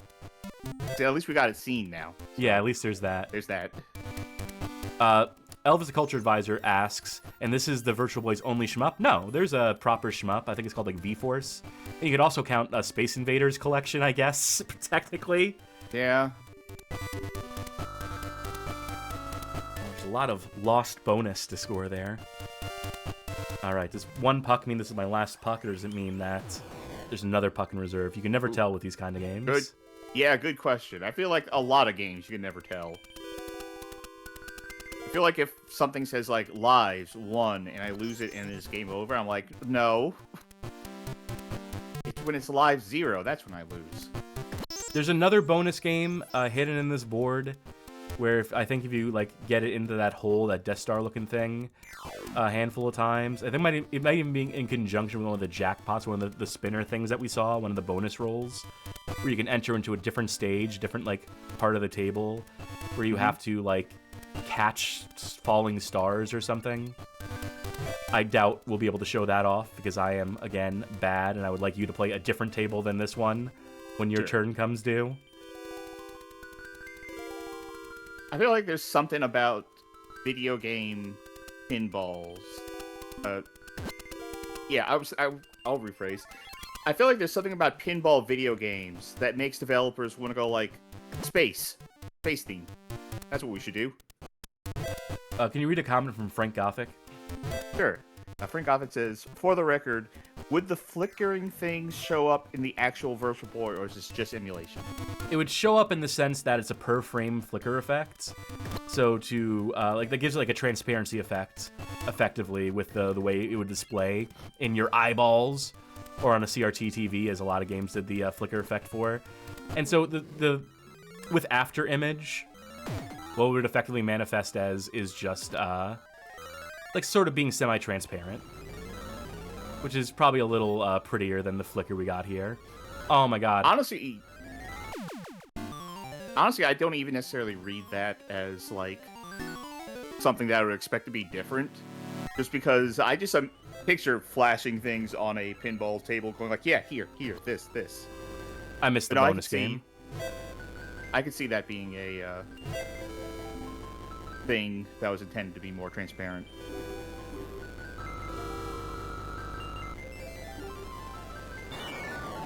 Oh, thank God, I'm free. If you score like 500,000 points, I think, or not 500,000, 500 million, I should say. Okay. You get the credits roll in this game. Yeah, you know, good enough for fourth. Now you should be able to just pick up and play right now. Space World. All right. You did Cosmic. Got Alien, UFO, and Colony left. Let's do Alien. See what that's like.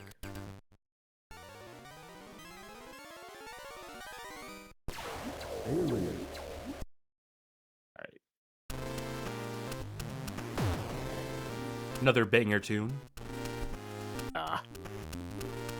There's a little bit of a delay. I'm not going to say this is parsing necessarily, but there's a little bit of a delay between hitting the button and when the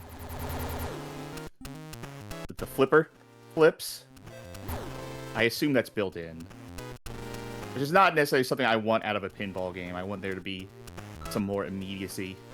Not so easy, though, is it? Oh, no.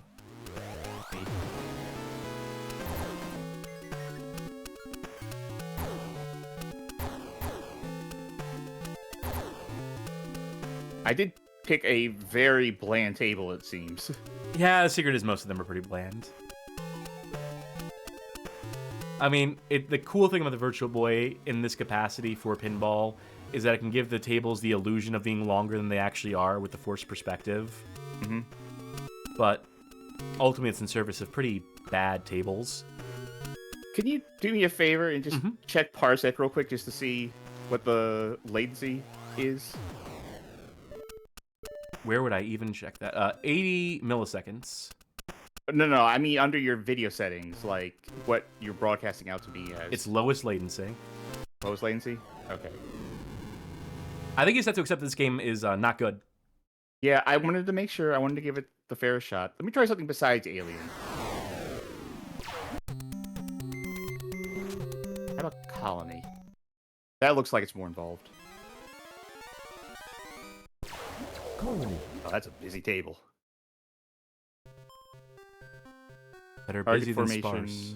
Orion. Okay.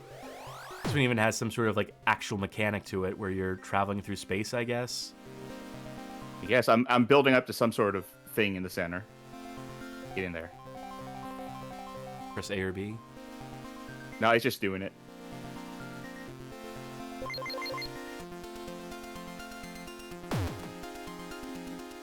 Those look like they should be flippers on the side there, but they're not.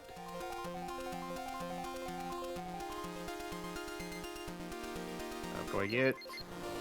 Center post. Okay, good. I'm building up some defenses. This will be handy when the aliens invade. Be handy when I hit the flipper and it doesn't come out for like a week. Alright, get back in there. There we go. I mean, yeah, as far as like games that were genres, I should say, that were worthy of coming to the Virtual Boy, this makes sense. Yeah. It's always good to have a pinball on your thing. I don't know if this is the best execution of it, besides maybe atmosphere.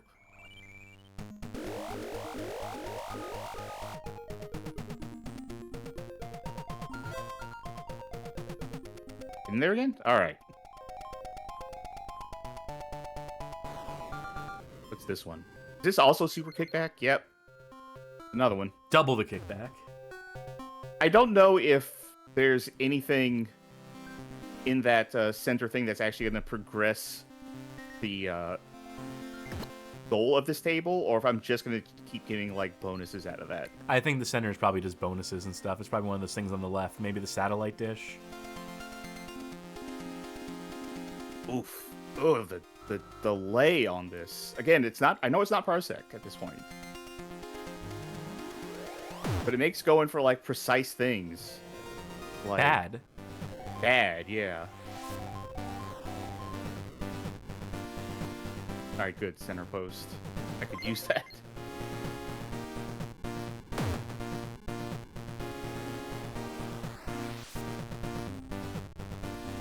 Looking at the physics of that doesn't feel great either. You know, as we discovered in Painful Pinball, in our series of theme nights, pinball's hard to do digitally. Like, to do well, it's very easy to fuck up. You take it for granted when you play, like, some really good virtual pinball games. You take for granted how hard that actually is. Because not everyone's like a Farsight or a Zen Pinball. It's those physics. It's those ball physics. There is something incredibly specific and particular about them. And I don't think they were cooking here. I think they were more interested in the aesthetic of it all than necessarily nailing down. The music's going. Yeah, there's comments incoming according to the HUD on the left. How will this affect gameplay? I feel like it's getting really hard for me to hit, like, those shots. Like, I was wanting to hit that shot, but every time I would do, it would just, like, get caught on the back of the bumper. Whoop, goodbye, ball. Oh, this is probably going to use the D-pad. Okay, there you go. How so? Okay. Oh, okay, I see. This would make more sense in 3D, the way they're trying to do this, like, cursor effect. Yeah, I'm not... I get it. I get what I'm looking at. Yeah, I could parse this in this 2D capacity. I can see what they're trying to do. No, okay, I don't see it. But this also sucks. The idea of having to move that quickly across the screen from left to right and up and down with how the forced speed of the D-pad. Yeah, I'll be honest, I don't entirely know what I was supposed to do there. There were two crosshairs indicating 3D depth. were. There was the core one and there was one that was in the distance, and that would indicate the trajectory of your shots. And yeah, I got that bit, but I couldn't tell which one was like the fore one and which one was like the back one. But they were two like different where sizes. I should have been aiming. One Yeah, was big. they were. But okay, I also don't know which one of those two I should have been aiming at the thing or what, or I don't know. It's not clear in 2D. I'll just say that. It's not clear to me in 2D. Johnny in chat says, Metroid Prime Pinball, I think is a good version of what this game is going for, ironically enough. Yeah, it wouldn't shock me. But also just, I am so fucking unlucky at this genre, at pinball, that I'm really put off of playing any of these games for any sort of leisure, knowing that my experience will inevitably, invariably be, ball immediately drains down center, time wasted. Yeah, I gotta say, as someone who likes virtual pinball, this one doesn't feel very... I've played way worse in terms of how they feel, but this one does not feel good. I don't like how the physics feel on this. I definitely don't like the delay on this. And it's doing some things that feel counterintuitive sometimes. Like, the way the ball interacts, especially when it gets down to, like, the base of my flipper where it connects, how it'll sometimes just sort of shoot up to the side a little bit. Yes, I did notice for that. what feels like no reason. Yeah, like there. If folk are watching along at home on the left. Yeah. Yeah, there's like the rounded part of the flipper interacts with the puck in some strange, bad ways. So that your timing is fucked, basically, if you're attempting to do it as it rolls down the flipper. And that is consistent across all the tables. Okay. You know, I'm going to do this. It's Yeah, you inverted, do which that. doesn't help. That was part of it too. That was also screwing me up. Okay, so that's what you're... See, at a certain point, I was aiming with the bigger one, because I was like, oh, maybe that's like the main crosshair.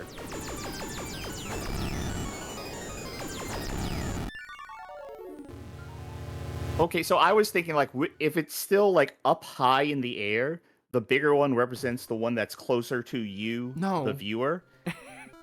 You're acting like I'm an idiot, but the thing is, I'm not looking at this in 3D, so I don't understand. Even like, in 2D, I the mean, base of intuited it. It's how they do three-dimensional crosshairs and like flight simulators and other stuff. It's the effect of the smaller one indicates like the continued trajectory of it. I thought I was like I thought it was either the small one was for when it lands, or where it's going to be when it like hits, and the larger one was going to be this is the trajectory and this is where it's going to be at in like the top of its arc. So I was like, okay, if the comets are supposed to be higher up, maybe that's what hits it. You gonna try to rescue that ship? Well, once I get out of this thing, it's real easy to get into that center thing. This actually has an issue that... Yeah, here we go again. This table has an issue I noticed in some virtual pinball tables. Like, one that comes to mind is the Street Fighter 2 table that Zen Pinball did, where it's really too easy to keep bonuses going forever. Where sometimes the way the table is laid out, you are more likely than not to keep getting kickbacks and center things and extra balls to the point where it feels like your turn never ends because you just keep getting bonuses. I'm like, amazed too generous. We have not moved forward in a single planet or, gone on the Mercury or whatever. I'm assuming it has to be the one on the far left. It has to be the one on the far left because you've done everything else there is to do on this fucking board. I mean, I'm building up the colony thing, you see. So I think if I were to get Y, then maybe that progresses it.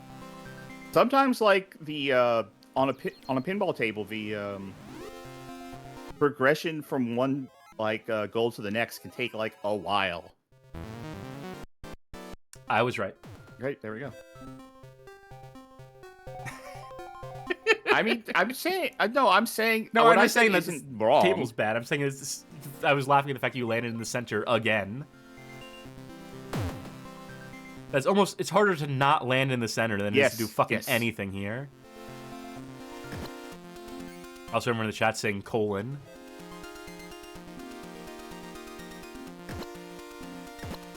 I'm almost getting used to how sluggish the paddles are. Not entirely used to it. Almost used to it. Oh, that's lit up now. Oh, so I'm still congested. I'm still sick. I'm always sick, folks. I'm gonna keep trying to decongest. All right, let's see. Will that get me to... Okay, no. So that was lit up, and that was another one of those things, but that did not get me to... Oh, is this going to get me to Andromeda? Yeah, okay. I actually didn't recognize that as being the one that was lit up specifically for it. Oh, you're center one again? Yeah, give me that center thingy. Nope, super kickback. Suika Pan in chat says, unironically, I suggest Dragon's Revenge for Genesis as a beginner pinball game. McCall played it recently. It's a Western sequel to Devil's Crush that felt friendly to newcomers. Try this again. The fact that it is inverted sucks.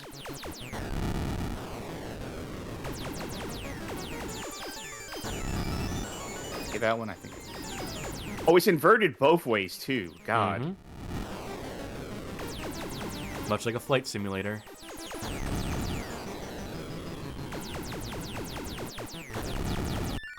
No, I hate controlling that. I just hate controlling that thing. I'm also going to say, I think we're done with this board, because Jesus. Yeah, let's see what happens if you pause, select. Yep.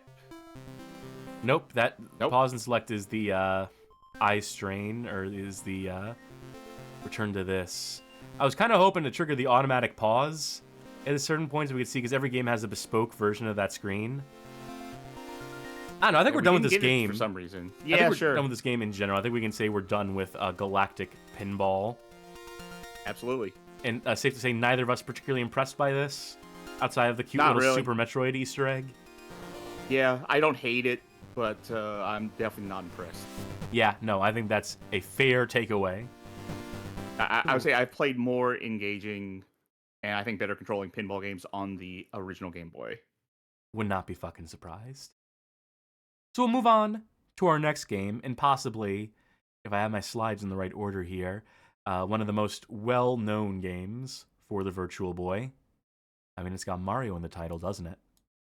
It's Mario's Tennis for the Virtual Boy. Developed by Nintendo, believe it or not, and published by Nintendo. Funny that. Yeah, I believe this is a pack-in game. I believe in one of the configurations of this system, this came packed in with the console. That's how I remember it anyway. It's tennis. Played by yourself. Virtually.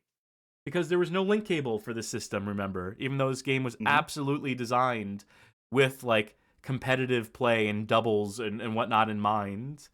But just doesn't have that unless you have a homebrew solution for it. Unless you have, like, one of those community link cables, in which case people have figured it out. I feel like the numbers ended up agreeing that it would have been a big ask to find someone else with a Virtual Boy to play with you for this.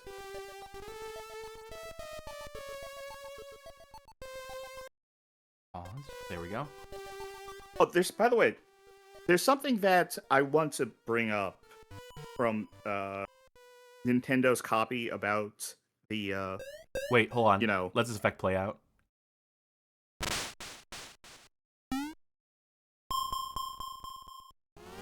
That would have been crazy in 3D.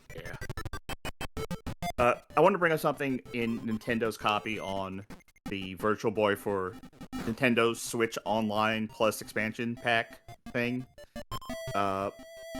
They say, you know, with Nintendo Switch and expansion pack, players can now access a collection of Virtual Boy games to play anytime, anywhere. And then the next paragraph says, the Virtual Boy for Switch requires the cardboard or $100 headset to play. Thus, not really making it play anywhere, anytime, does it? No, certainly not. All things are a matter of perspective. So, you can see here we have modes, 1 player versus comm or tournament. And it's like weirdly spaced, almost as if they ripped out the 1 player versus 2 player option at the very last second for this game. I'll keep it on easy for this first one. We have our choice of characters, mirroring the likes of a Mario Kart at this time. No Bowser. But we got Mario, Luigi, Princess, Yoshi, Toad, Koopa, and Donkey Jr. Let's go with Princess, because she's the lady. And who are we going to compete against? Oh, you have to choose. Oh, I'd rather random, but I don't know. Yeah, Koopa.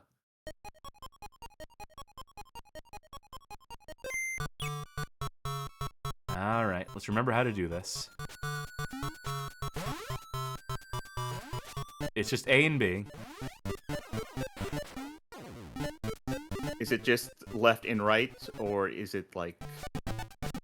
Nope, they automatically go in the direction of the Okay. ball, so you don't even have to think about directionality at all.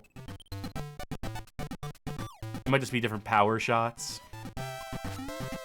is what ultimately these result in.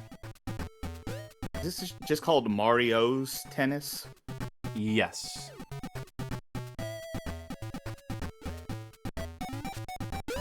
This would be easier with the benefit of 3D in terms of gauging distance and whatnot. Surely. Fuck. Okay, so I have manual stuff. The A button is a solid shot on the ball, and the B button is a soft shot or lob. Yeah, as I just discovered trying to use B.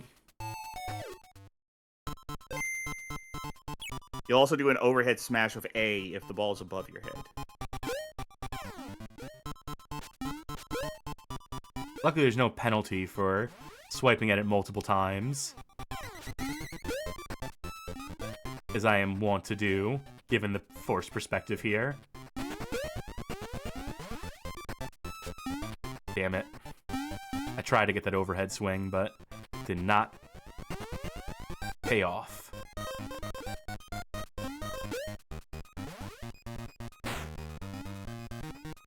Yeah, I think that landed in the, Oh, I got it! I got the point for that. I thought that landed out of bounds here. I thought that landed in the wrong spot. Also, Fuck. the characters do have different stats. They didn't really put that up front on like the menu, but they do play differently.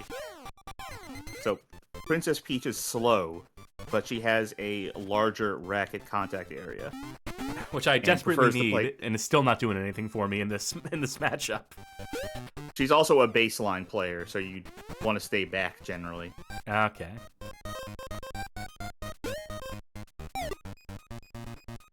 Fuck off.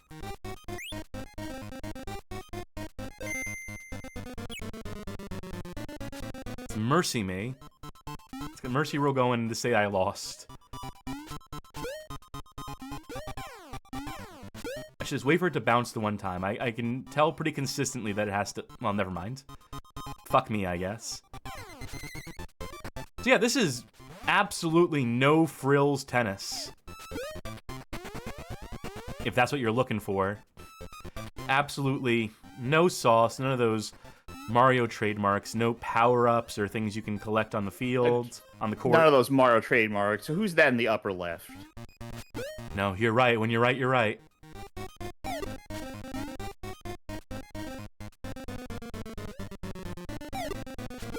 When you play virtual tennis games, do you prefer being a baseline player or a net player, or do you like to have like kind of full coverage? I prefer not playing virtual tennis games because I get absolutely zero enjoyment out of these, even in their best configurations. I think tennis is fucking boring. Oh, I like being a baseline player. I mean, I grew up playing tennis, so I like tennis. Yeah, I can play real tennis. And I grew up with, like, tennis games, too. I think I played more racquetball than tennis, honestly. Or not racquetball. What's what I'm thinking of? Where it's like the little, like, where the ball has, like, the fins on it. The badminton? Yeah, yeah. Or shuttlecock, perhaps?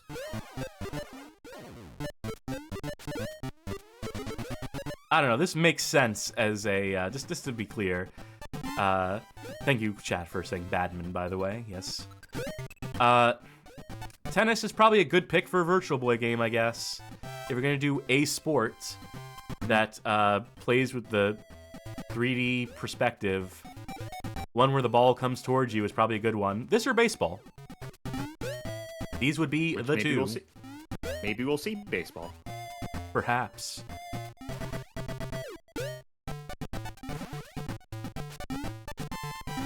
Whatever. This is definitely, I could see, especially with the perspective they have, I could definitely see why 3D would be the preferable way to play this one.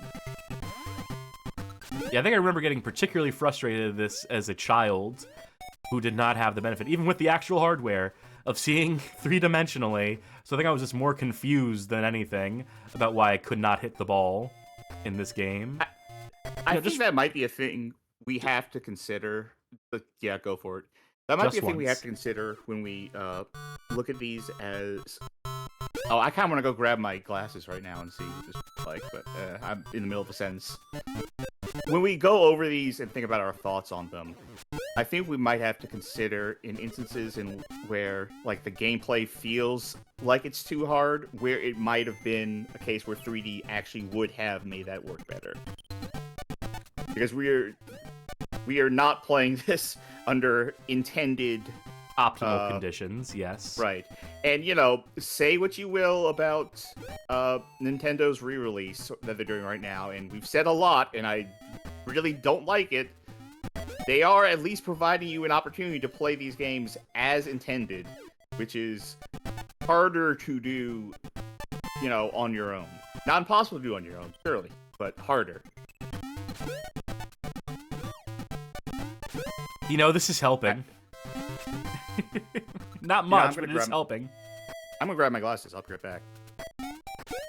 Because now I can at least tell from the discoloration, from the blue and like the way it separates when it's getting closer. More than just relying on the sprite scaling.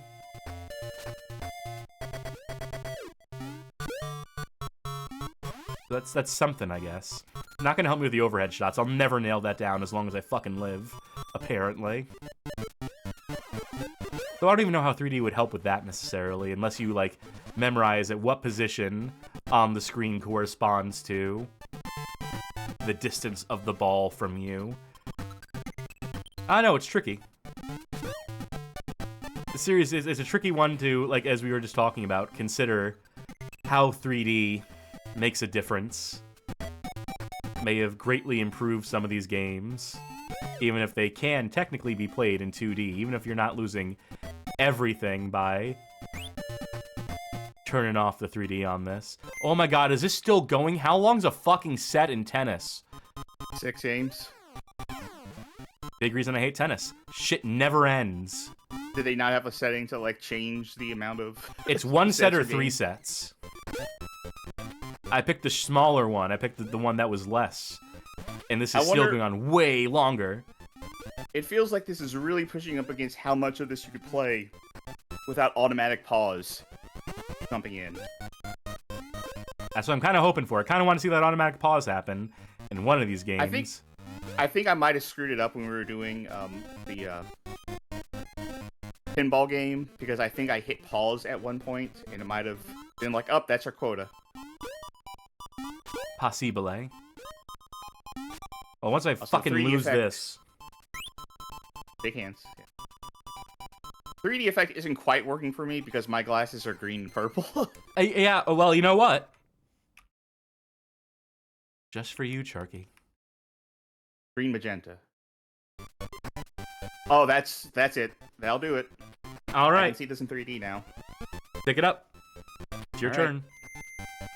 What do you have mapped to A and what do you have mapped to B? B is cross, A is circle. Okay, thank you.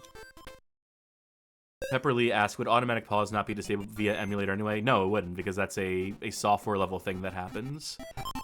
You can't necessarily make a core option for it. I'll go against. You know what? Brother v. brother. Oh, should we switch to doubles at a certain point, too? Oh, we could. Try this.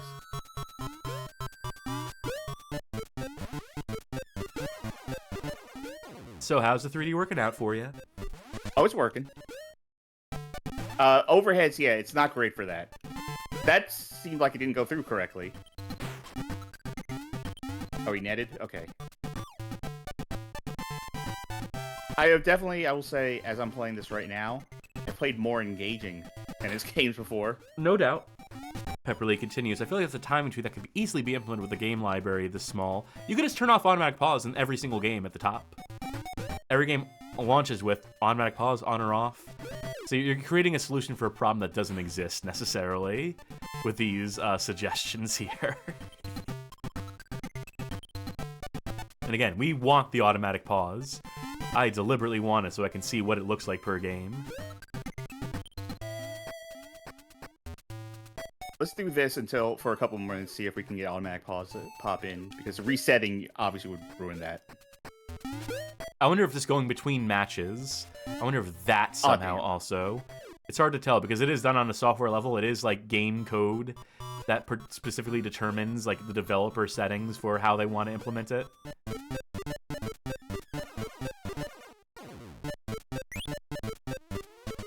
Alright, is it my serve now?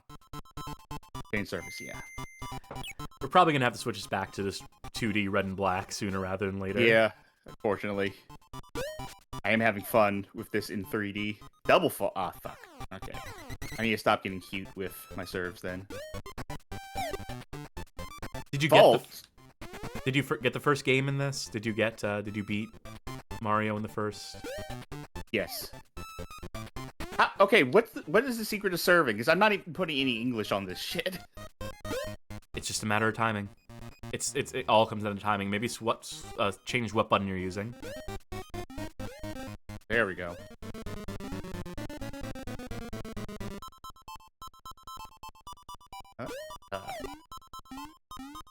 Okay, I'm just not used to the service in this, but this is completely perfunctory as a tennis game.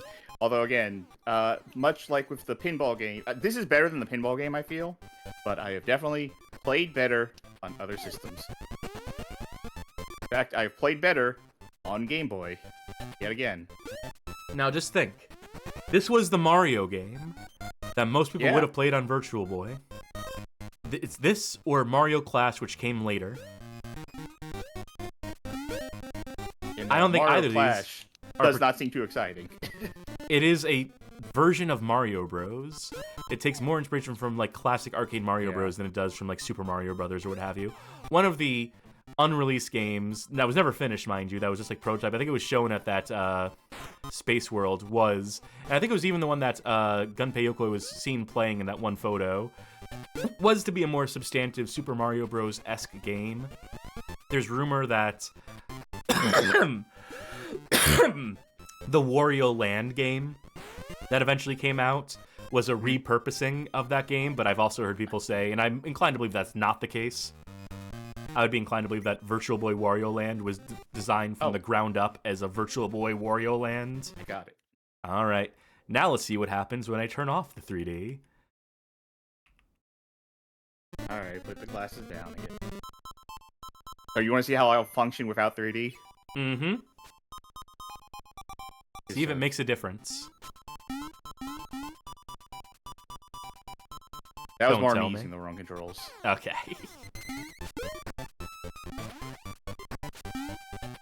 Oh, that makes a difference.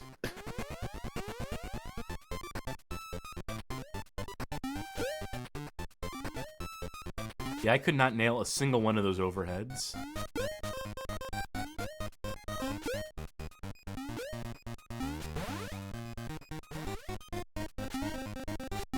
That makes a huge difference, actually.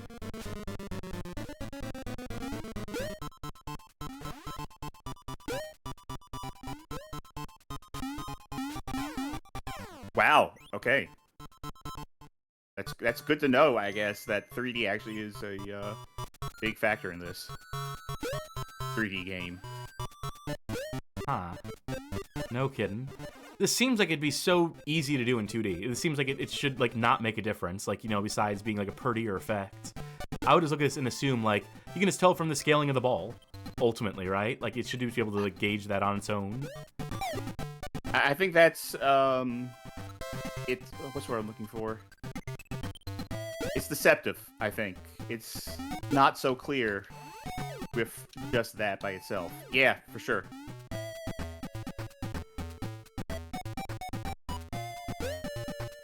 We gotta get you a pair of red and blue 3D glasses so we don't have to do the magenta and green for when we cut to the 3D in future episodes. I think what I might do tonight is just buy a pair of red blues on Amazon after the show. Probably a good idea. It probably can't be too expensive, I would hope. Hope not.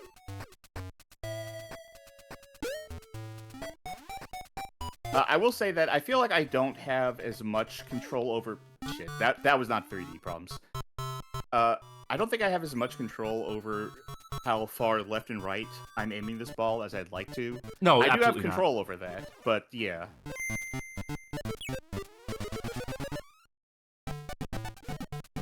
Do we want to see doubles? I think we do, but I also want to see this goddamn automatic pause. Oh, yeah. But I know if I reset the game, then we're resetting the timer on that, too. Yep. And I did see how to, like, reset in-game, but that would also be hitting pause. Hmm. You know what I could do? I could just fast forward and go in quadruple time until the thing pops up. Like, if you have control of the ball, like if you have control of the serve, next time That's that gonna happens, be on the next game, yeah. yeah. Yeah, my thoughts on this is, like, you know, 3D, 2D, whatever level of control you have. Just the fact that this is single player only is so fucking dumb. Tennis games, I presume, really cry for the ability to play with another person and not just CPU matches. And this is one of those. Because this is one of those things that, for me, I grew up not having anyone to play video games with for the most part. So that's not a thing that bothers me personally, because, like, I get it. Like, I understand, like, the experience of just doing this. But I'm sure for other people who did have people who wanted to play video games with them more often, or had family members who played video games with them, that, yeah, this would be something that is missed. Look at Luigi twerk.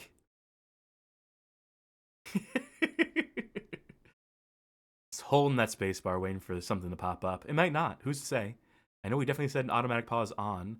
Johnny says, or have a decent campaign at the very least. I would just want power-ups.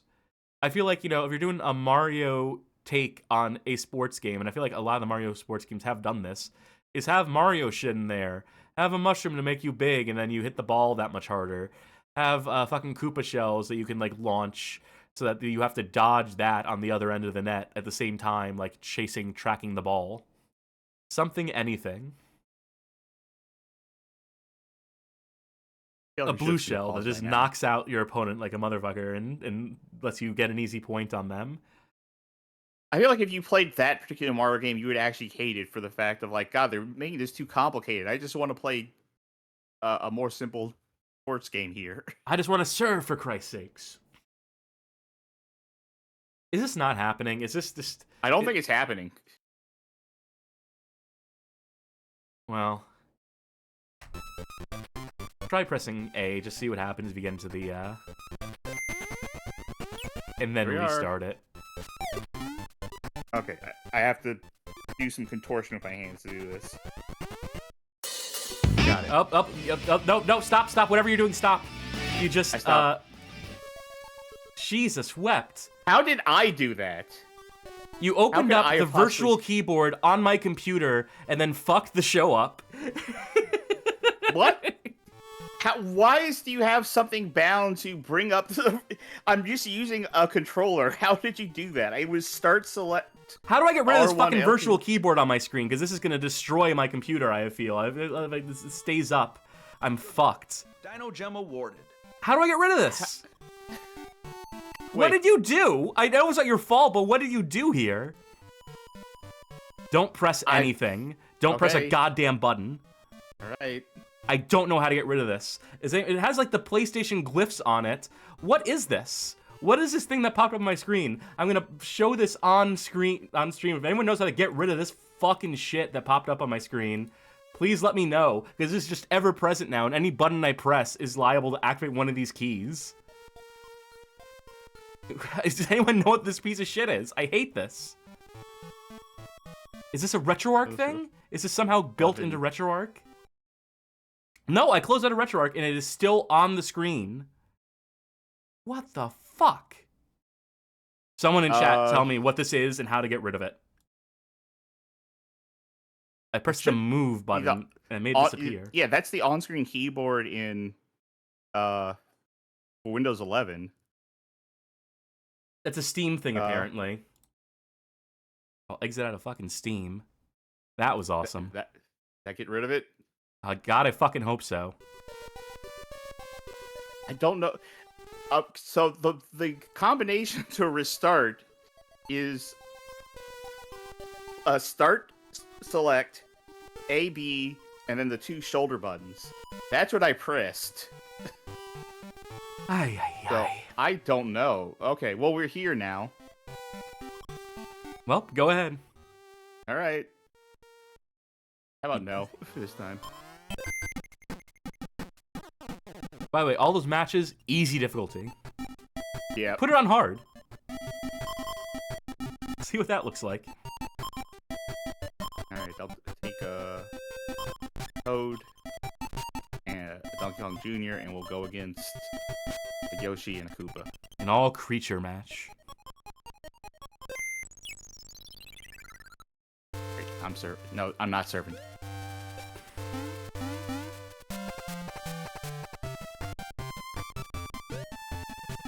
Different song. No, Donkey. Donkey, you're supposed to be playing the bass line. Well, tell it to him. See, that's how you do. Oh, wait. Was that in? Jodareel says, Toad ain't delivering the goods, it seems. You're playing as Toad, just to be clear, right? Yeah. We'll start delivering the fucking goods. Alright, who's serving? Me? Alright, hard to tell with how short Toad is. we're supposed to serve from. I don't think it's relative to his body height. Oh, Jotaro meant the booty shaking, specifically. Yes. I keep doing it. I'm trying to do it relative to Toad's body, but it's not. It's relative to where it is on the screen.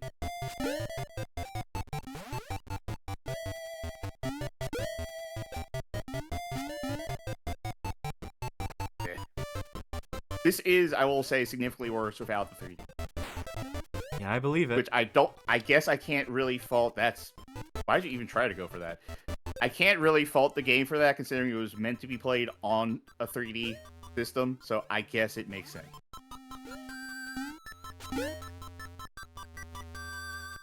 Alright, I think that's enough of this. I think we get the idea. Yeah, that's as much as we're gonna get out of Mario's Tennis. One last question. Was it, like, fun with 3D by comparison? Or is it just, like... By comparison, yes. It was more fun. I was somewhat enjoying playing it in 3D. I was not enjoying playing it in 2D. Right, duly noted. Well, perhaps our next game will benefit greatly from 3D in its role as a two-dimensional puzzle game. It's Panic Bomber for the Virtual Boy, developed by Hudson Soft and published by Nintendo. I believe the Japanese version of this game is marketed differently, might have a different title. Certainly different box art. But this is the North American release we will be playing in the present. Yeah, Panic Bomber. There's console versions of this, right? Is there like a console Bomberman puzzle game? No, I don't believe there is a console version of this at all. Interesting. Shows what I know. Alright, I'll give this first go. Phil Temper Ratio immediately discredits you and says I had the PC Engine CD version of this.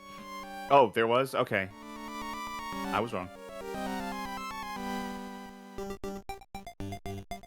Wow, the Virtual Boy really is capable of 3D.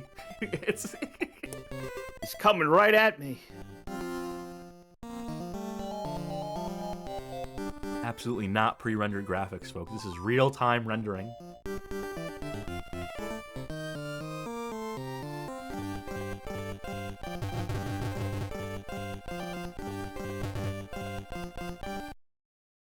Cute.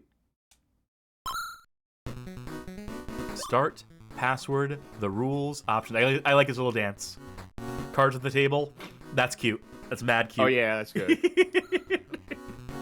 Boss battle. Skull. Normal. Skull. Normal. I guess we'll keep it on skull. I think normal. Oh no. Bad.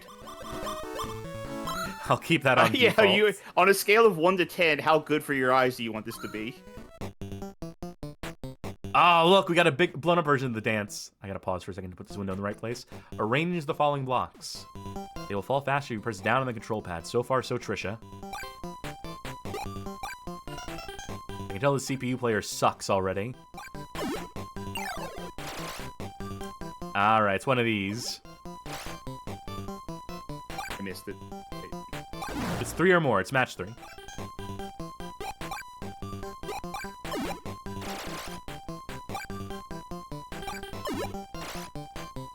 Build up as many bombs as possible, okay?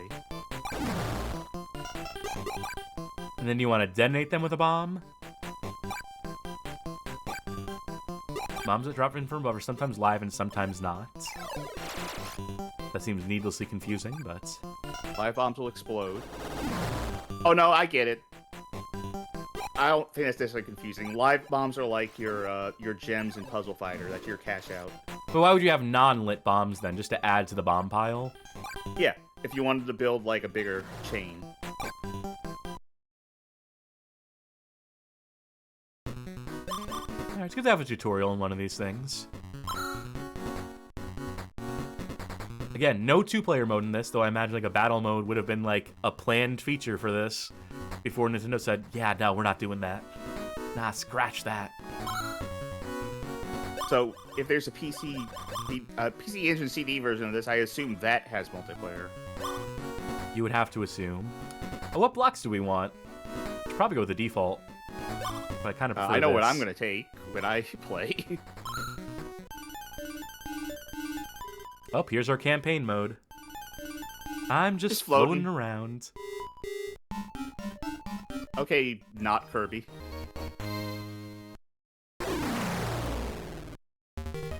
Alright, I don't know how to do advanced combos, so I'm just gonna play very straightforwardly. It's like bowling, just straight down the middle. Yeah, maybe I'll try to set something up. Best I can. I don't know how to do it. Never mind. Oh, this should work, right? Oh, the bombs throwing up at the bottom throws me off. The way that they show up between lines. Between blocks, I should say, between drops. Okay. Diagonals work here too, so I could do this. And that'll work.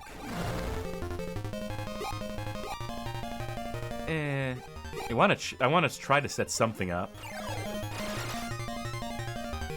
to demonstrate that I know how.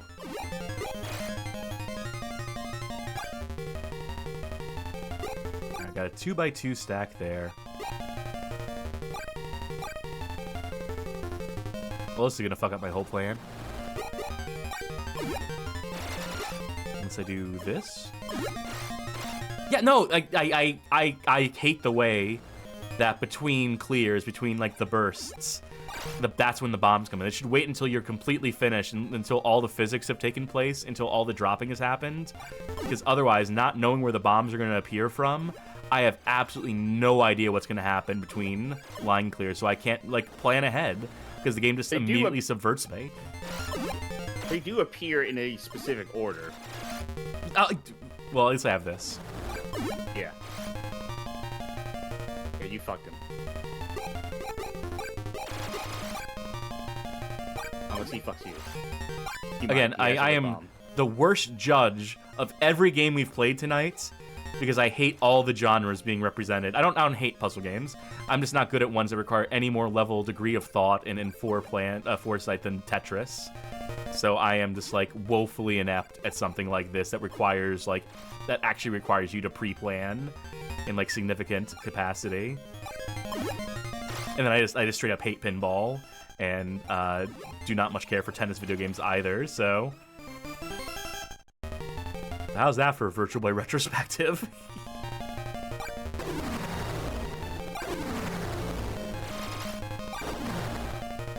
Am I about to get like yep. In desperate need of bomb. I think I lost. Am I about to lose when I put this down? Not quite. Yeah, Oh. there's your bomb right there.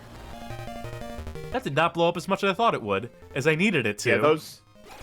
Yeah, those big things aren't bombs. Those are just junk pieces. That's gonna kill you. Wow, I hate this. Absolutely detested every second of that. Your turn. Yeah, let's see how this goes with the person who likes these kind of games. Ooh. Oh, I actually didn't want to continue. Well, what else are you going to do, necessarily? There's no other options. Oh, you want the blocks. Yes. Well, you could try resetting again. We can roll the dice with our lives, and you could try, Okay. like, the universal reset. I don't think... Okay, it might not be a universal reset. It might just be on the... All right, here you go. That one game. Okay, thank you. No thanks. Turn that off. I don't think we're gonna see it. We're never going to see an automatic pause in any of these fucking games, Yeah. are we? No. Alright. Yep, normal. I want to play with easily identifiable shapes. Yeah, probably the correct way to play. All told. Can't believe Kirby's in this game. That's who that is in the center, right? Yeah, that's what I was saying.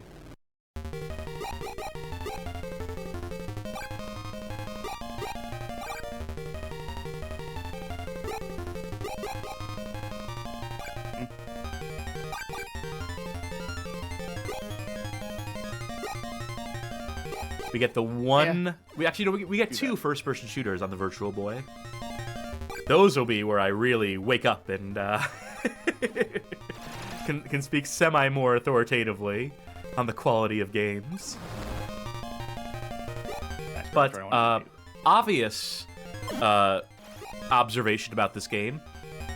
Boy howdy, 3D doesn't help at all with this. This is absolutely does not need to be on this system. Does not benefit at all from the system, besides maybe like the background effects being a little cooler, possibly. So this isn't match 3 in the way I thought it was going to be. It's not purely match 3. It is in a line. And diagonally. And well, I guess diagonally is a line, isn't it? But that is a line, yes. But no, you can't make like an L shape and have that work. I can fucking take an L playing it, though, for sure. Yeah, this.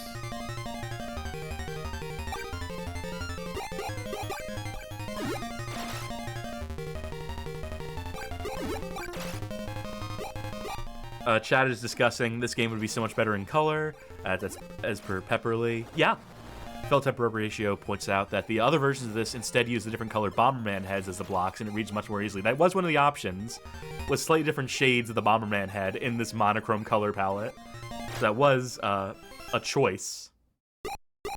Oh, I win. That was fast. 1:50. Who's next? The name's Kraken. I go right for the throat. Keep your distance. Go back home. Keep your distance. Go back home. Blub, blub, blub.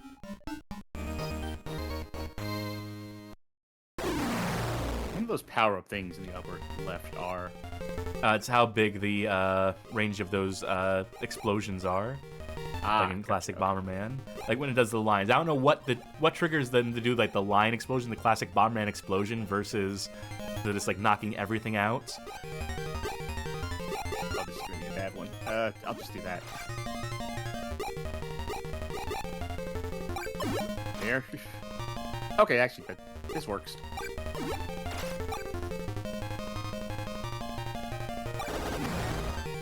Okay, so there. So if it doesn't hit the bombs, if you're not connecting directly to the bombs, that's when it goes into that effect. So you can reach through. You can potentially go through like a single like other object en route to hitting like the bomb stack at the bottom. Yeah, I see it all now. It's becoming clear. Here, I'll do that. I mean, this is like, you know... I would say... You go ahead. Go on.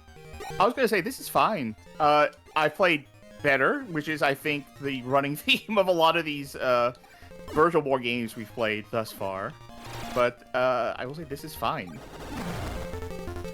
I feel like... It doesn't behave in certain ways that I expect it to. Yeah. Not in a way that's purely detrimental to it. It's just like different rule sets. But that just takes some getting used to.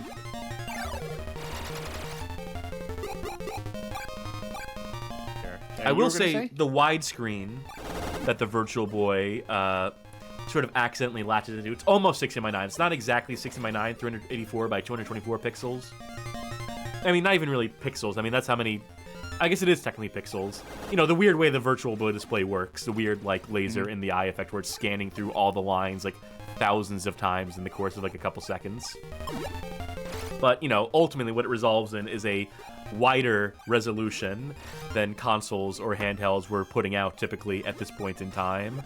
Which does, you know, in a mode like this, in a battle mode where there are two playfields on screen at the same time, does mean that you're not getting, like, a compromised, you know, half of the screen where shit feels like it's being, like, crushed or, like, things become too claustrophobic. Because it does have that extra room to play with. So sort of inadvertent positive effects, possibly. My read on this game, thus far, is I think this is perfectly fine. Name's Zach. I'm a Bomberman. I'll be slashing you up. There's one for the furries out there. All the single furries. All the single furries. So if he's a Bomberman, is he normally a wolf and then turns into a Bomberman? Is that how that works?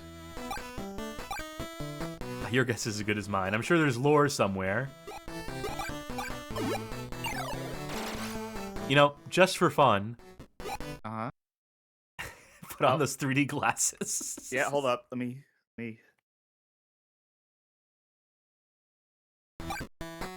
This is just for Okay. Charky's Oh, wow. benefit. Holy shit. This... This is so much easier now to play like this. Shut up! Shut the hell up!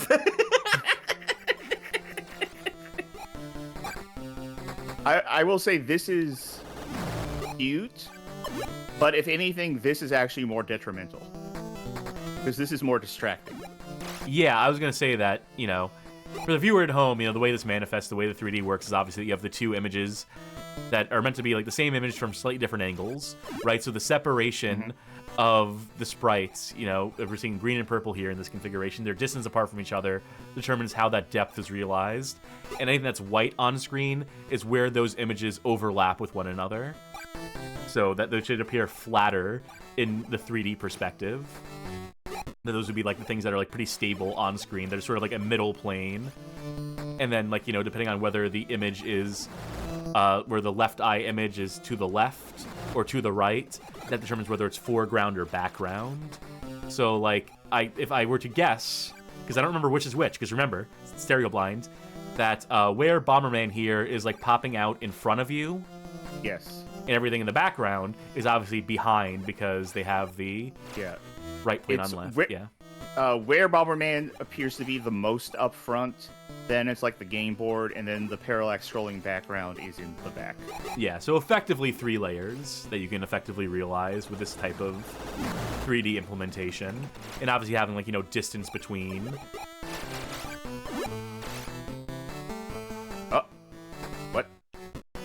What? I don't know what effect that was just now. There was a stop on his screen where he, like, triggered some sort of effect. You're about to fill out your meter if you can get another clear. And I think you gotta do it quick because he's about to get his own. Mm-hmm. There we go. Big bomb.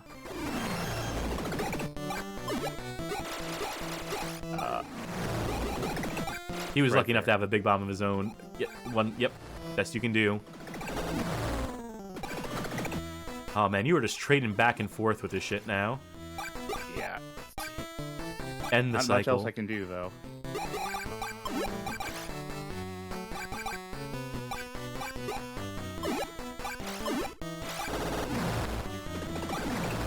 Yeah, that wasn't really gonna hit anything. Oh, Okay. I don't know, but sure, I'll take you it. got some power up. All right, let that drop so I can.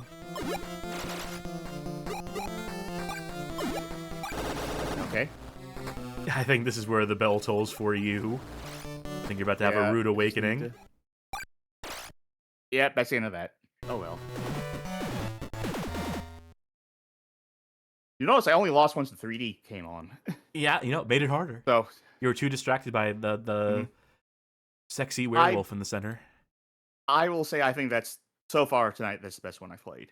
Sure, but it's Because also the guess what? least necessary. Yeah, it's the best one I've played tonight because it's just a video game. I think that's going to do it for the game, isn't it? I mean, unless you want to give that another shot in 2D. No, I'll play it on my own time. Will you? Yeah, actually, probably. Okay, maybe play the PC Engine version. That seems like it'd be... That would make more sense. By the way, while you were playing that, I did go on Amazon and buy, like, a pack of Red Blues. Very good. We'll have that next time. Well, I think this next game... advertise that in the future. This next game is going to be all me, possibly. For the next game tonight... Actually, you know what? I am going to make you play this at a certain point. Because you got to revisit, you got to re-challenge Red Alarm. Brought to us by our friends at T&E Soft. Developed by them, that is to say. Published by Nintendo. This is a 3D shooter in the vein of a Star Fox. It is all wireframe graphics. I am madly curious how the audience will respond to this one. How many people are going to hit the vomit button on this one. So, feel free to let us know at home how you fare trying to parse this. Ooh, different text for this. Oh, yeah. A lot more red. A lot better for your eyes. I'm going to go grab a drink real quick while you start this one up. All right, you enjoy that.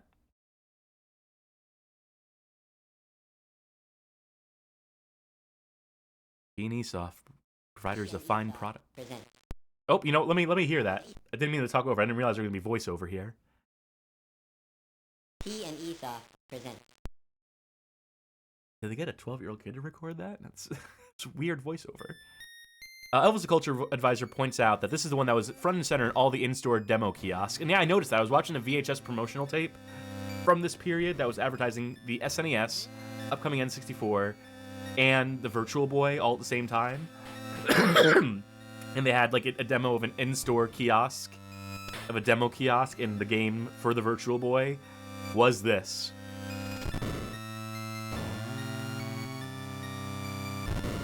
Pepperly says, one of my articles mentioned this as being terrible. That'd probably be the Virtual Boy article, the Virtual Boy console history that we rehashed at the beginning here. And we'll see if my opinion still holds on that. Elvis the Culture Advisor says, Team Esoft, we could have got a Virtual Boy Virtual Hide-Lide. I would have taken any Hide-Lide on Virtual Boy, have an RPG on the Virtual Boy. Though we will get to play another Team Esoft game that is a golf game that may potentially leverage much the same technology as Virtual Hide-Lide, with its roots being in a 3D golf engine, so on, so forth. You all know the story if you've read our comprehensive Virtual Hide-Lide article. I think this game is louder than several of the ones we've played so far, so I'm going to go ahead. Lower the volume a little bit more. Maybe a little higher than this. Beep, boop, boom, etc. This is the demo rolling, so you get an idea of what the gameplay looks like without the heads-up display. So I think there is, as you're seeing here, there is the ability to switch the camera perspective. I don't know if I can play a game like this with this kind of perspective, but it is an option for sickos. Brightness and depth you can adjust here, in addition to the knobs on your console. We have a control screen.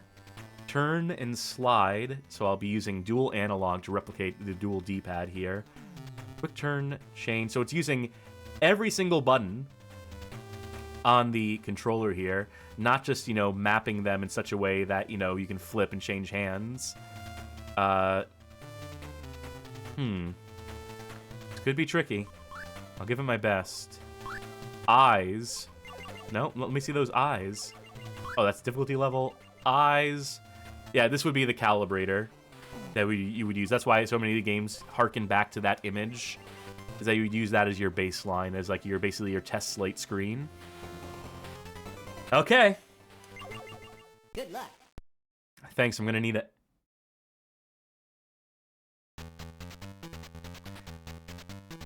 Talk about information overload.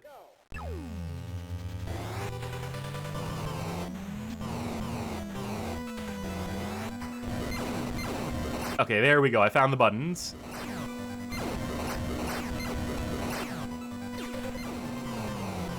I can reverse by holding, so this is handy.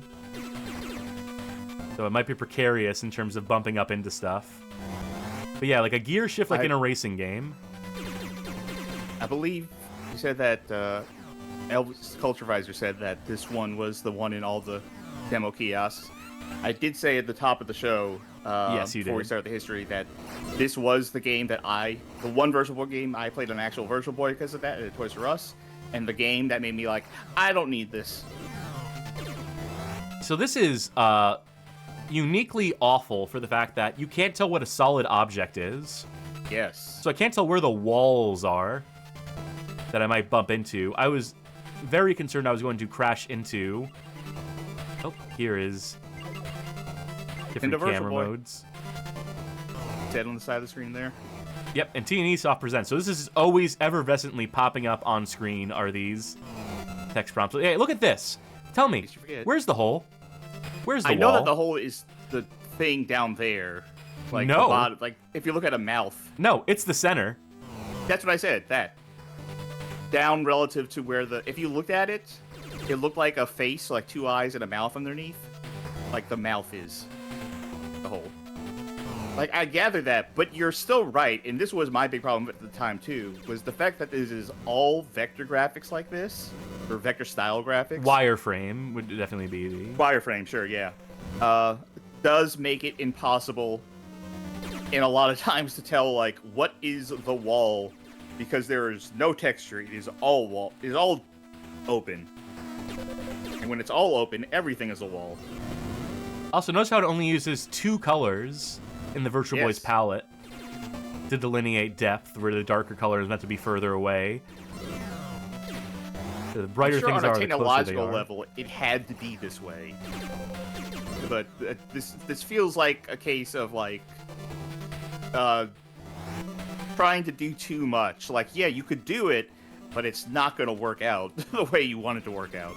I'm gonna have to kill Rob the Robot here. His ultimate fate.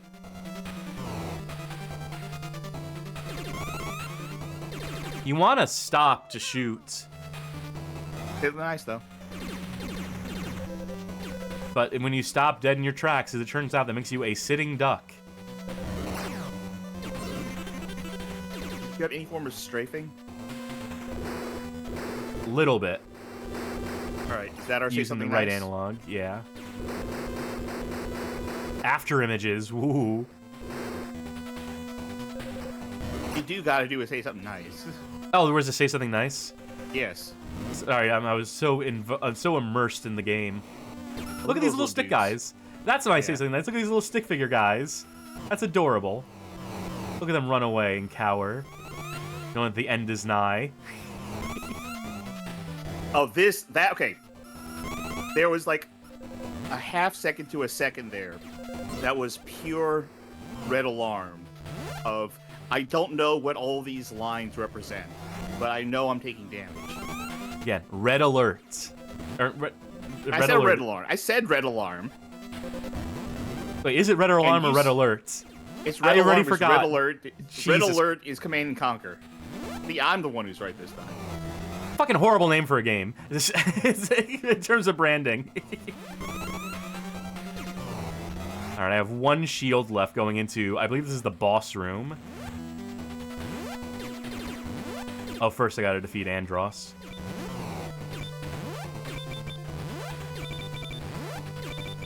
Where did you learn to fly? Oh, I see. You would really want the 3D effect here. To see these heads really jutting out. And I'm gonna say the 3D effect. And I'm basing my information on what I would have been. Oh my god, top of the stage, really? No checkpoint mid-stage? Then why would I even select continue on this first level? I would have been maybe 9 when I played this, I'm guessing. But based on my memory of that time, the 3D is also a thing I hated about this game. Well, you know, let's put that to the test. I mean, I can't get anything from this. I can't glean anything from Right, this. I have to take my headset off every time I put these on. You play it. Okay, I can see now. R button to shoot, L is to speed up your turning. Right analog Okay. stick is going to be like dodging in different directions. Left is your primary movement. Okay, what's slow down? You got to change gears. So that's B and then A to go up a gear to move faster. Okay.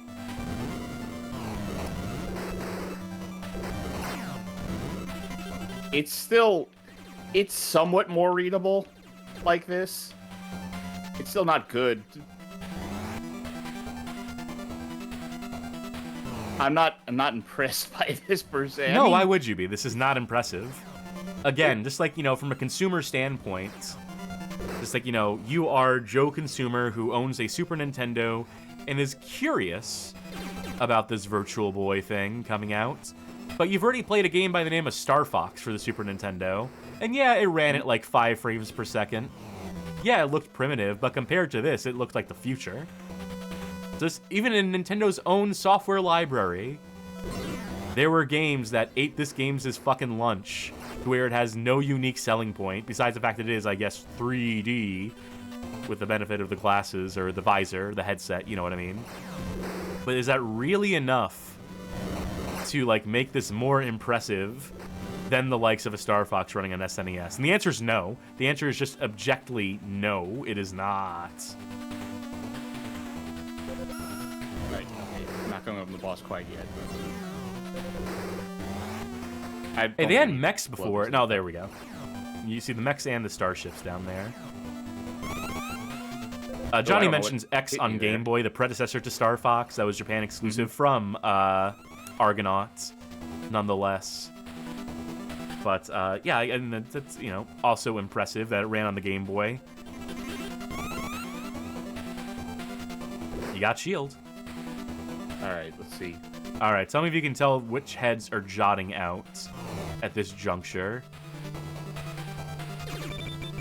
Oh, the center one looks like that now. Okay, yep, those down there. I mean, there's other tells too, besides like the 3D effects. Like, you can see them moving. If you press select, you should go through some different view modes if you want to do like first person. If you think that would do better for you. Well, this is worse. No, I'm losing too much peripheral vision by doing that. Does this help? Does this perspective help you? No.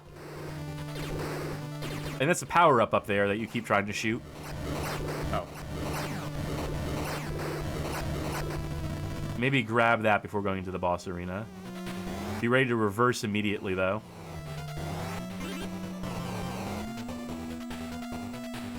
Oh, okay. First things like that. Inelegant reversal there. All right, I'm going to turn 3D off going into this fight. Okay. So we can appreciate it in all its red glory. Wait, glasses. Okay. And I'll give it a shot, too. Okay. Fun.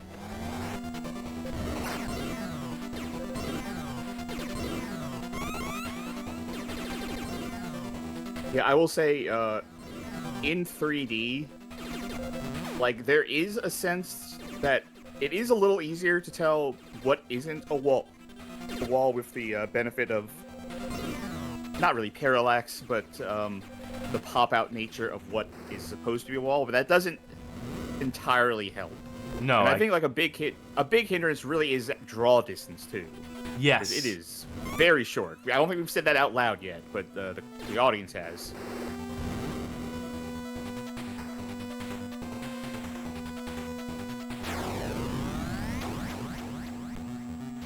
Danger zone. Oh, so that entire level was the highway.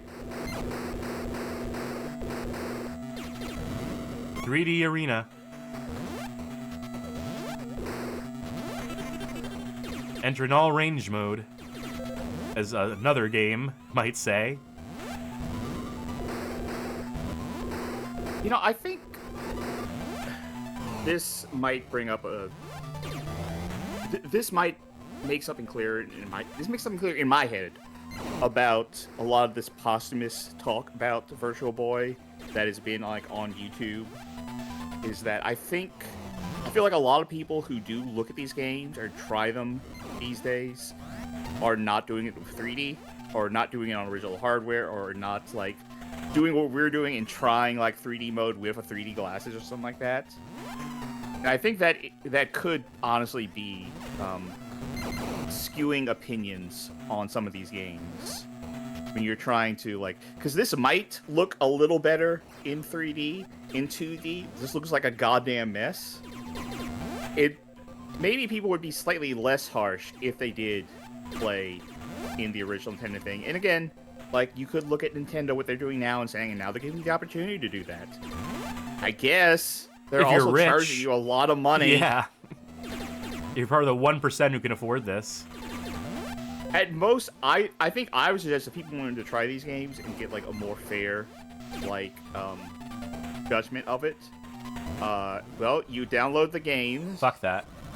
Theoretically, you could download the games, you could get an emulator, and you could get like red-blue glasses on Amazon for like $5 for a pair of 5. You get most of that experience. I want a lot of run-up time, so I can do the maximum amount of damage on this motherfucker. Assuming I can find him with the fucking LOD being what it is. I will say that so far tonight, and I'm sure over the course of the series too, it has become more clear to me how important the 3D actually is to a number of these games. Not all of them. Good God. How much fucking health does this guy have? Oh my God, tell me we start from the beginning of the fucking level and Yeah, not you the start boss from the encounter. beginning. Oh wait, is this the beginning? Here we go. Here we go. Wow! the beginning. Fuck off. Suck my dick, T&E Soft. No fucking chance.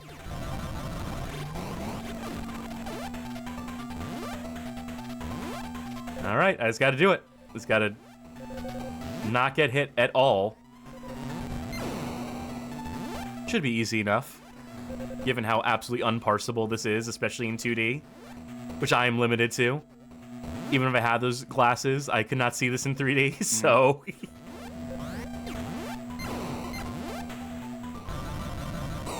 What do I do? Good Ariel in chat says, careful you don't run out of the field too. Oh, because we needed more shit to worry about. Yeah. Awesome.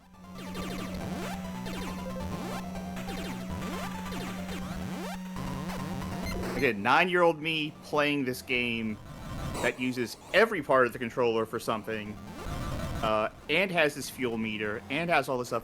This was a bad display game. Like, I guess they were going off of, this is impressive how this looks. This is not pick up and play. Oh, he has an attack where he, like, zooms across the floor and, like, rams into you.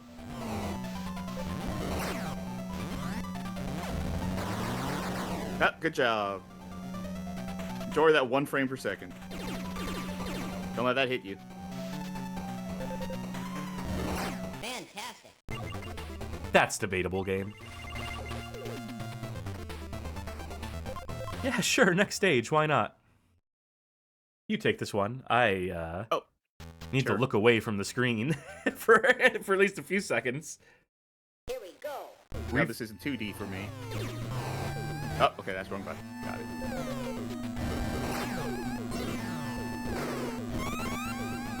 I guess they replenish your shields. Phil Temper Ratio says, like, the voice clips don't sound right, like they're pitched up, way up compared to real hardware. I don't see how that could happen here. I feel like they were pitched up on purpose. That's just how they're supposed to sound. Tiger Gamecom emulation definitely has issues with the sampled clips, like where Duke Nukem sounds like, "Damn, I'm fucking Duke Nukem," and that's like inaccurate. But like, this is fairly accurate. This is fairly like, you know, this is low-level emulation to where it's like emulating every system CPU cycle and whatnot, now as we're I'm to getting understand into it. red line issues here.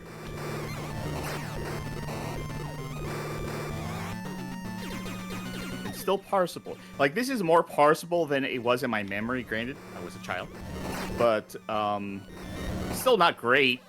And even with the 3D glasses on, it wasn't great.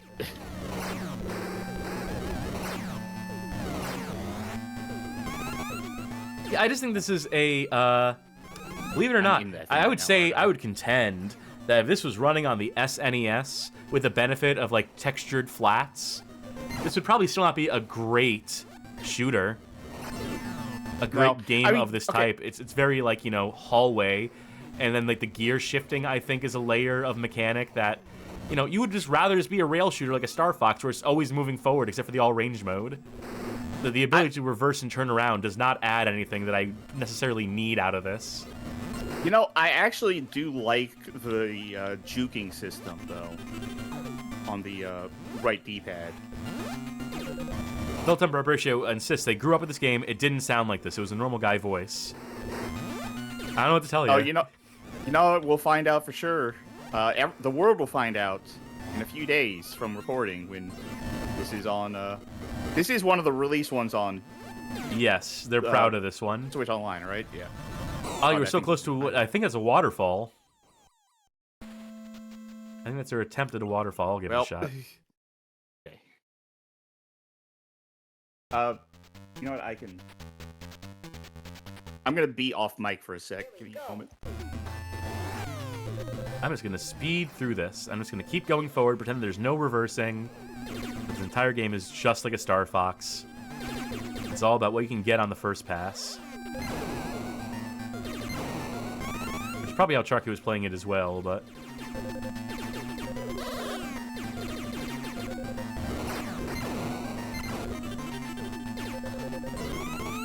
Oh my god, this shit's impossible to dodge. Because you can't tell what's a projectile, what's coming towards you. Maybe with the benefit of 3D, with the effect they would have to render those in, where like the image is doubled, where it's like, you know, it is incoming, it'd be easier to parse. But also I think it's probably a consequence of playing at the faster speed, trying to catch up, get through it. Slime Generator is on top of it, but I looked it up too, and yeah, I found video where the voice is normal sounding, so it is actually being pitched up higher than normal here. I have no idea why that would be. I have no idea why the emulator would do that, because again, it's supposed to be hardware accurate.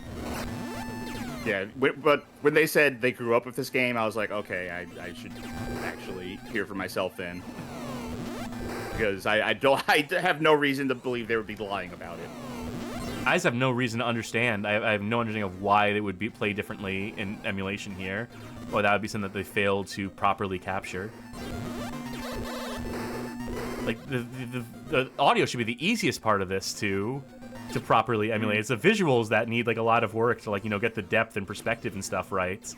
To even render it as pixels on a screen rather than, like, you know, the scanning across the retinas. But alas. You think I can go inside of this waterfall? No. By the way, even when you look up Red Alarm gameplay on YouTube, YouTube says, "Did you mean Red Alert gameplay?" Yeah, not fucking surprised.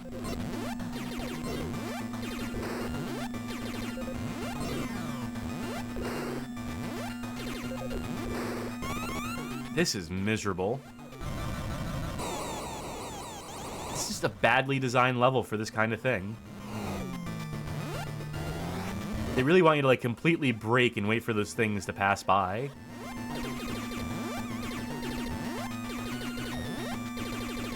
Buzzerber says, "I'm not surprised the Virtual Boy does not have perfect emulation." I mean, you were telling me that there are basically two options for emulating Virtual Boy stuff. One is this really weird, janky kind of hey, look! thing. We got there it is. Continue. That one was like a weird, janky, like JavaScript emulator thing. Yeah, and the other is BizHawk. And there's this and retro. BizHawk, you can't do 2D in red. Yep. It'd be grayscale. Wow, this is a piece of dog shit. Can I just say that this game just is brutally unfair, and I don't see how 3D. You know, it makes it maybe slightly more legible, but it's just a mess of fucking wires. It's just a mess of fucking lines all over the place. It is visually unpleasing. Like, wireframe stuff, especially in this time, did have this idea of, like, looking cool, but it's done here in a way that, like, clashes with itself.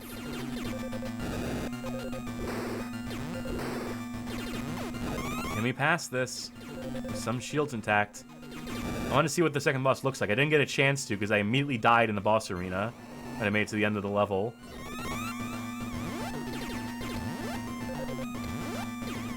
Again, I could see why this was the demo game, because it is like the most action game they had in their launch library.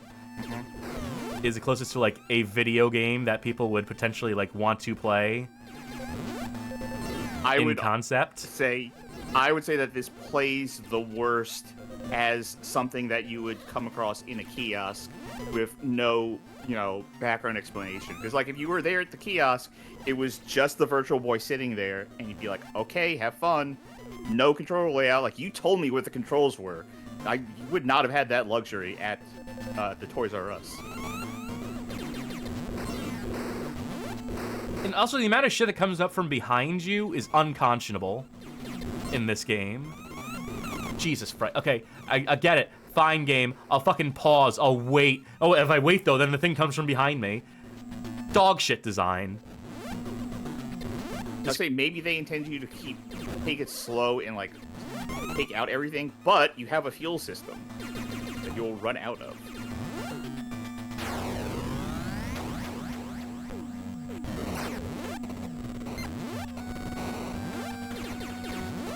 Alright, who's the boss?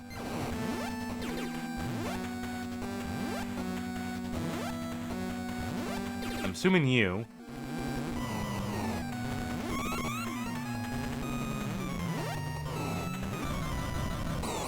Well, Nintendo Virtual game. Yeah, that's wretched. What would replay do here? Because it's not continue. Oh, you get to watch. And an improved game speed and an improved frame rate. This is smoother, for whatever it's worth. Makes it look extra fidgety. Can I change the camera here? No, it's just this one perspective. You can't do it from first person. Wait, no, I can. Free camera, though. I can do this. Oh, you know what? I find that actually interesting. A free cam replay mode, like a Ace Combat kind of thing. It's remembering a significant amount of what you played, too. Well, it's easy enough as a demo file. It's just, you know. Yeah, but, like, I don't think you see that a lot in this specific era of games. Not outside of PC, because, you know, of course you could do this shit on Doom. Yeah, this is, unconscionable, one might say. Again, I'm not... This game I don't think I'm... I think I'm coming right in general, like, less hard on these games than you are. I will say this is the worst one we've played tonight. But I don't think I hate it as much as you do. No, I hate every game tonight. Panic Bomber being, like, the only one that was, like, you know, even remotely tolerable to me. I think these are, like, as far as the launch library is concerned, they made some of the worst possible picks. They should have waited for Virtual Boy Wario Land to be done and had, like, a traditional fucking platformer. As much as I don't give a shit about platformers, the fact that this is what they went with. We got one more game to play tonight, and I don't think it's going to turn things around, because it might be the game I hate the most. But let's get to that, why don't we? Because that was our look at Red Alarm. Which means the last game of the night, tonight, is Teleroboxer. It's a boxing game for the Virtual Boy, developed by Nintendo, published by Nintendo. So the last time you played a boxing game on the show, it did not go well. I think it was on one of our Chance Time programs. But I detest this. I think this is one of the worst controlling things in the universe. And that's its primary issue for me. It's just a matter of input. And I don't know how much better you'll be able to play it than me, but we'll take turns. We will see. I'll see if I can even fucking describe how this game is meant to control. That's going to be the most Herculean task of all. And of course you can find, like, you know, on YouTube videos of people, like, speed running this, doing it flawlessly and whatnot. People who are clearly able to intuit the controls. But as I describe them to you... Actually, you know what? I'll try to play this the first fight. You find a manual, or find a game FAQ for this. And just try to describe the controls. It's just as a, you know, as a lark. I've had the manual pulled up this whole time, actually. Beautiful. The controls are... Left D-pad is your left arm. Oh, hello, right guy. D-pad. Hello, Edward Macchia Jr. Hey, buddy. Right D-pad is your right arm. The way you press them changes the positioning of your arms. And then left button, right button is punch. How do you punch someone in the stomach? You bring your arm down and hit punch. No. You're incorrect. That's for a, let me see, for a body hit? For a body hit. I'm sorry. Body hit. That's, I was describing an uppercut. For a body blow, you bring your arm out to the side and around in. So, like, hold. Yeah, got it. Sorry, I have to read these controls. Alright.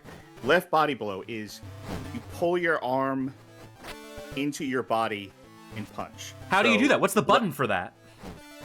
So, left stick or left thumb pad to the right or right thumb pad to the left to bring your arms inwards and then punch.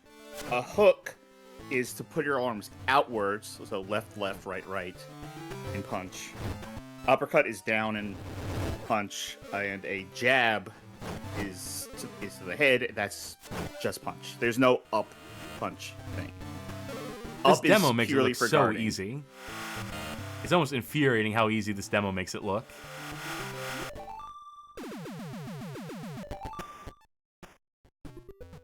No options. Who needs them? Alright, here's our first opponent. You just jump right in. No rules or tutorial in this game. Somehow they didn't think it was necessary, even though this is the game that is most desperately begging. This robot is a boy, for sure. Listed right there.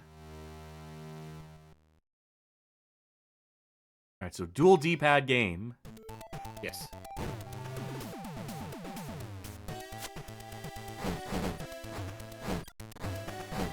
So generally, if you can block an attack, or not block, if you can dodge an attack and immediately follow that with a punch, then that's usually a free opening. There are also charge attacks that you have, which is do until like your things flash like that, hold in direction, and then hit both punch buttons at the same time. Easier said than done. Yes.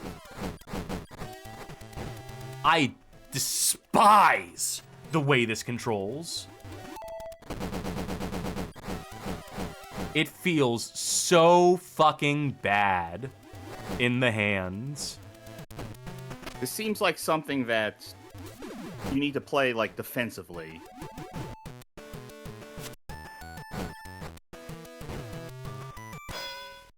I'm out. I made pretty good progress. Are you pressing a button there Nope, to make that it's just happen, or happening. is it okay. They're telling you in real life, take a break, walk away from the virtual boy, rest your eyes. In fact, You're stop getting too playing. healthy. Yeah. Alright, that's a dodge situation. This is a block. And then a charge.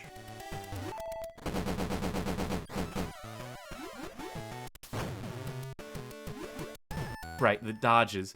It's so tricky to get the dodges right, because they're not, like, you don't hold left. Or I guess you do hold left. I guess you can You do, hold yeah. these, but then it just does, then they just hit you. So, Like, if they're going for a hook, I don't think you can dodge that. you can duck by pressing down, and then block, like putting both hands up is holding up on the D-pads.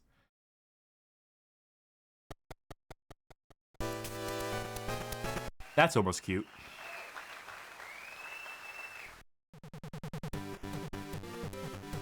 I will also mention that there is a secret final enemy in this game. I think it's the 7th fight or the 8th fight, but you need to get every match before that perfect without getting knocked out once to get that fight.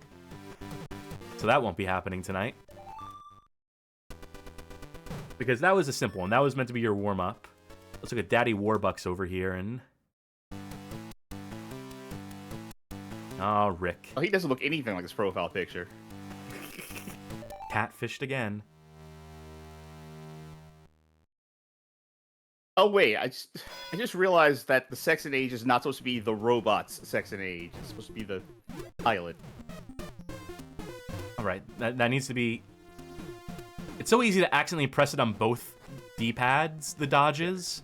Because that's my tendency, because so many of these things need to be done in conjunction with one another, like the blocks here. So I always try to, like, press both to, like, go to the left or right. But that doesn't work. That just makes you do something else instead.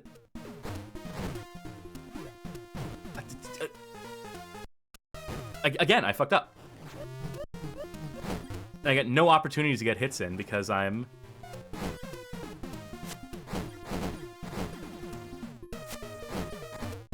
I don't know when I would get the charge attack in. Those uppercuts when it goes down low, that's like better for like a dodge. When he's going for that I don't know if that's... I can't react to this in real time. Guard mid. There's not nearly enough time to react to anything in this. For me, as someone who is bad at this type of game. in the first place, and certainly when the controls are this fucking compromised. When they're this fucking clumsy.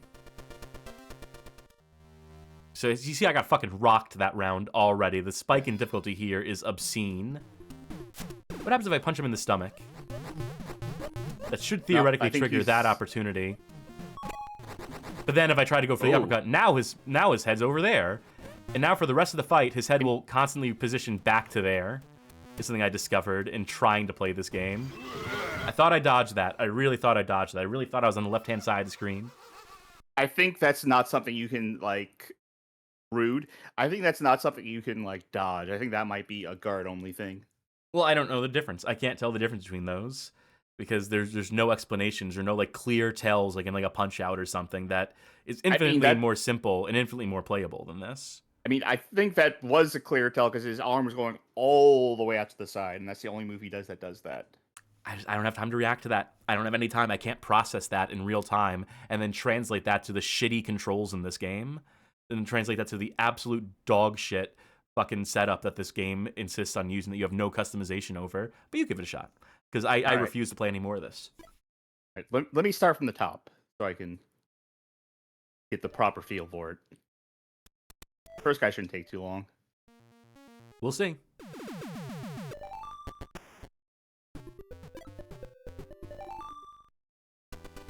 Yeah, again, I'm sure that there will be people in the comments of this that are like, skill issue. And like, yeah, I'll own up to that. That this is not a game that is that I gel with at all. I tried for an hour last night, or maybe like a half hour more reasonably, to like, with the benefit of rewind, just like cheat my way to a decent fight, and I could not do it even with the benefit of having like complete control over like a sequence. I could not math out the timing for like a proper sequence that got me to a victory in the third fight. It was a wall I could not overcome, even with the benefit of all the cheating in the world, because these controls do not make sense to me. In any fucking universe, in any configuration, I cannot see a reality where this plays even like remotely decently. And so yeah, that may be my cross to bear. But let me give you this theoretical. This is a fucking launch title for the system. One of the 5. I bet I'm not the only motherfucker who has troubles with these inputs. How many people got turned off, bought this game, and were immediately like, oh, this sucks ass. I can't play this. I'm not good at this at all. Maybe this Virtual Boy ain't for me. Or just otherwise generally like had a miserable time trying to play this game, never made any progress in it, no matter how much they beat their head against it, and that ultimately like soured them on the system as a whole. I guarantee it happened. Out of the 750,000 people who rented this from Blockbuster, maybe not this game in particular, but rented Virtual Boys, and got saddled with any one of these launch titles, not a single one of them is like a system seller.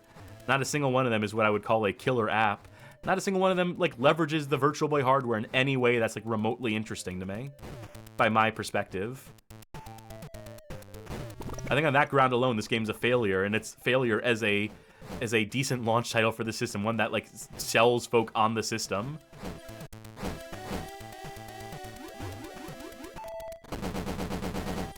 There you go. You got a combo in. Yeah.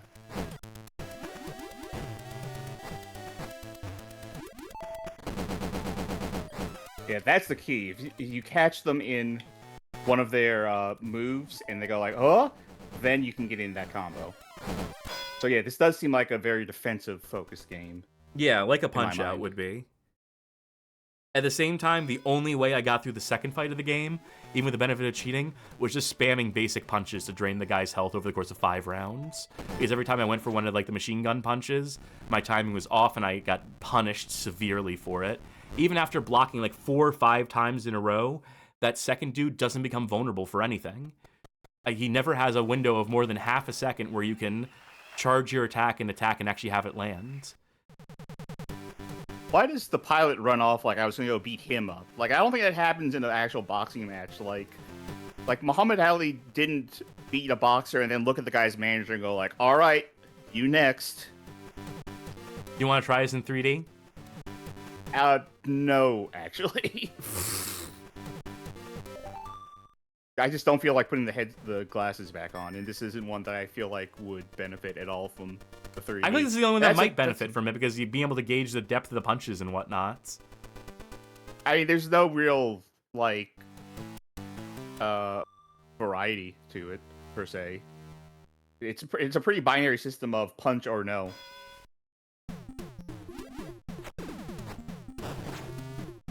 I will say something that's I'm having a hard time wrapping my head around. Ah, yeah, okay, I see what he does. Is directional dodging, because sometimes I want to do it.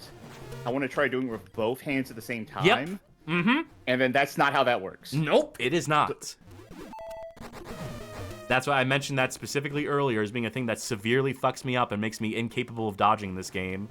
Is that because I'm, like, you know, because the game trains you, challenges you to use both of them in conjunction with one another. Your instinct is to use both of them in conjunction with one another, and that makes it so the dodges don't work because that needs to be one button pressed and the other one not pressed. You're already dead. Yeah, probably, but... Is that not one of the most ridiculous... Oh, that's how that works. Is that not one of the most ridiculous spikes in difficulty between the first fight and this one? It's like going from the first enemy of the game to the final boss. It's like going from Glass Joe to Mike Tyson. I wouldn't say it's that hard, but if you want to put it in 3D now, now's the time to do it. Mm-hmm.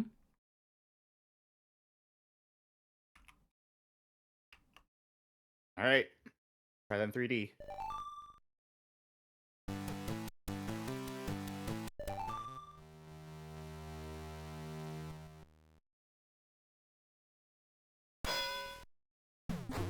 You can tell the background, not in 3D, except for there's like maybe like a couple elements in the stands or whatnot, but everything is foreground here. The enemy exists in the foreground, not in the middle ground, which is already throwing off how I expected this to work.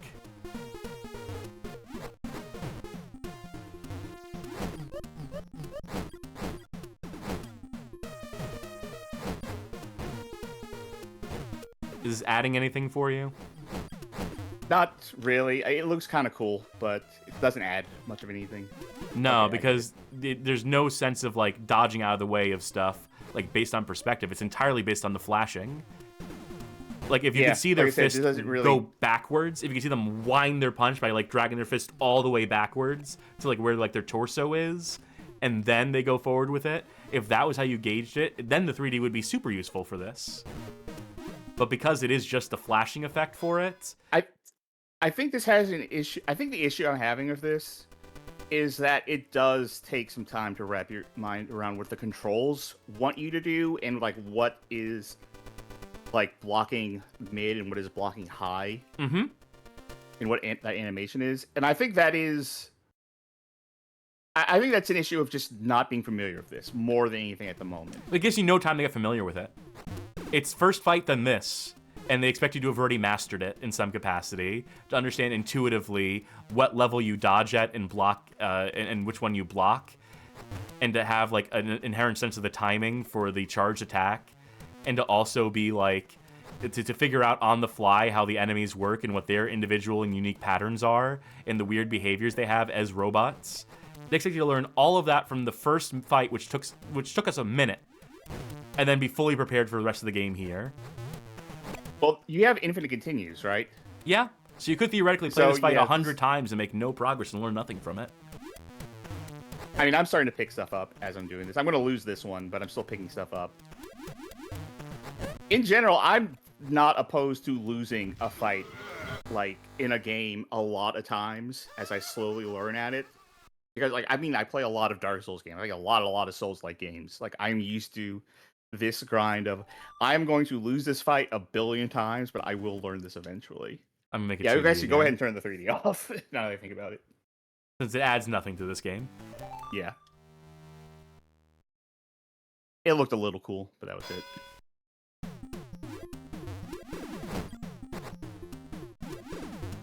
Yeah, this guy, I don't think dodging is like super important against this guy. I think this is a good one to like guard against.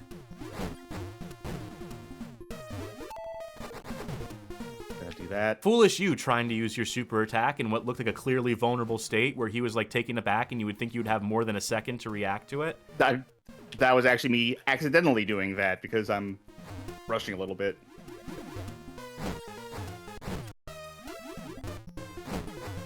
Just focus on blocking. See if there's any moment at which he becomes vulnerable for more than a millisecond, then more than like a fucking length of time longer than a fucking gnat's dick. Because I swear to God, they gave you no fucking time to do anything in this game, ever.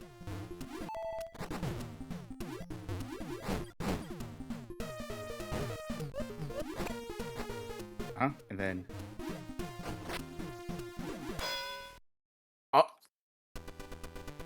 Gas Can Chat says, some of this game's visual and audio flair feels like something from a modern indie title. I'm just thinking of Real Steel, that shitty movie about robot boxing. That's all I can think of looking at this game.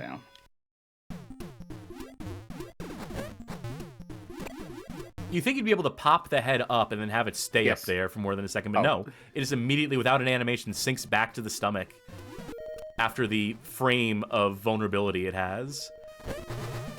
Sorry, that's 5 frames of vulnerability. Let me not be disingenuous here. Let me not exaggerate. They give you a full 5 frames where it's up there before it moves back to the center. Well, that's just where his head lives now.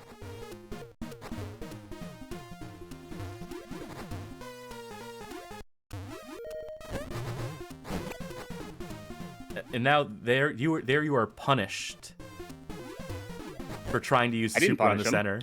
No, you punched him once, his head went up, and then you whiffed the rest of your punches on the stomach, where his head wasn't. See? Oh, that wasn't a punish. That was just like, I got the hit in. You get like one hit in on this guy, basically. That's how you seems to bring him down. Actually, I feel like there's something else I need to experiment with here if I want to really get a lot on him. Conjon in chat says, spoken like someone who has never boxed IRL, S-ing my damn H.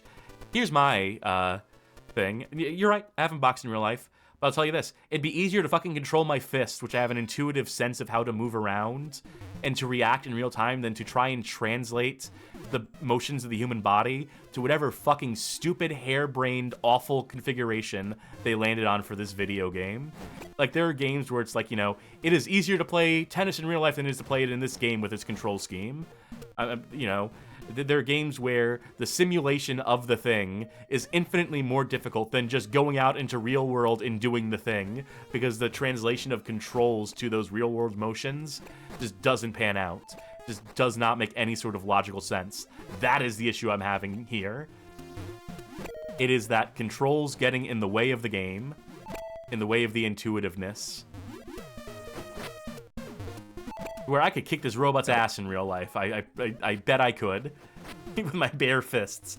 I'll punch his metal ass into the next fucking dimension.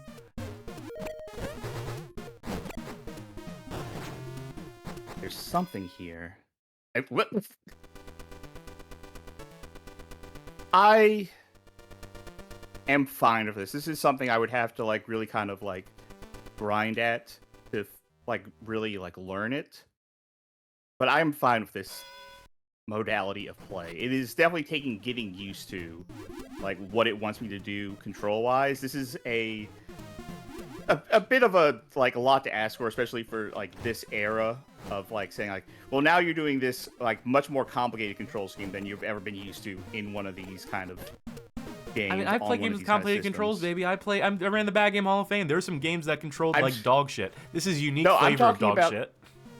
I'm talking about of the era specifically. Like, if you ask someone in 1996 to do this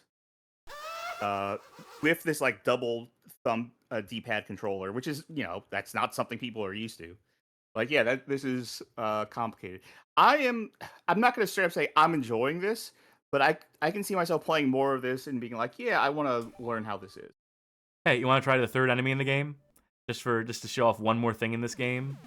Okay. I'll be bad at it. I'll be real bad at it. That's fine. You'll be better than I am. Yet. I don't think there's any lessons to be learned in this game. I think it's just, it is what it is, and you're expected to be a master of it. Or to grind out, to bang your head against it until you just brute force your way through it. I want to recon John, who follows up with, sorry, I'm a 28-year-old Marine who has punched robots all day and owned my atheist professor. Oh,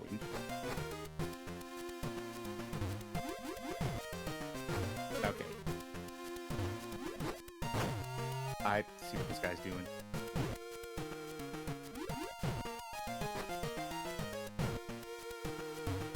This is the point where I'm just like, this is not worth my time banging my head against, trying to attempt to get any sort of pattern down for this, trying to recognize what the game is doing. I was in the middle of this fight. I was at the point where I was doing like, maybe like 1/20th of his health bar before the round ends, and then his health just recharged to maximum, and I was so fucking discouraged with my health bar at like halfway that I was just like, I'd rather saw off my hands than play this.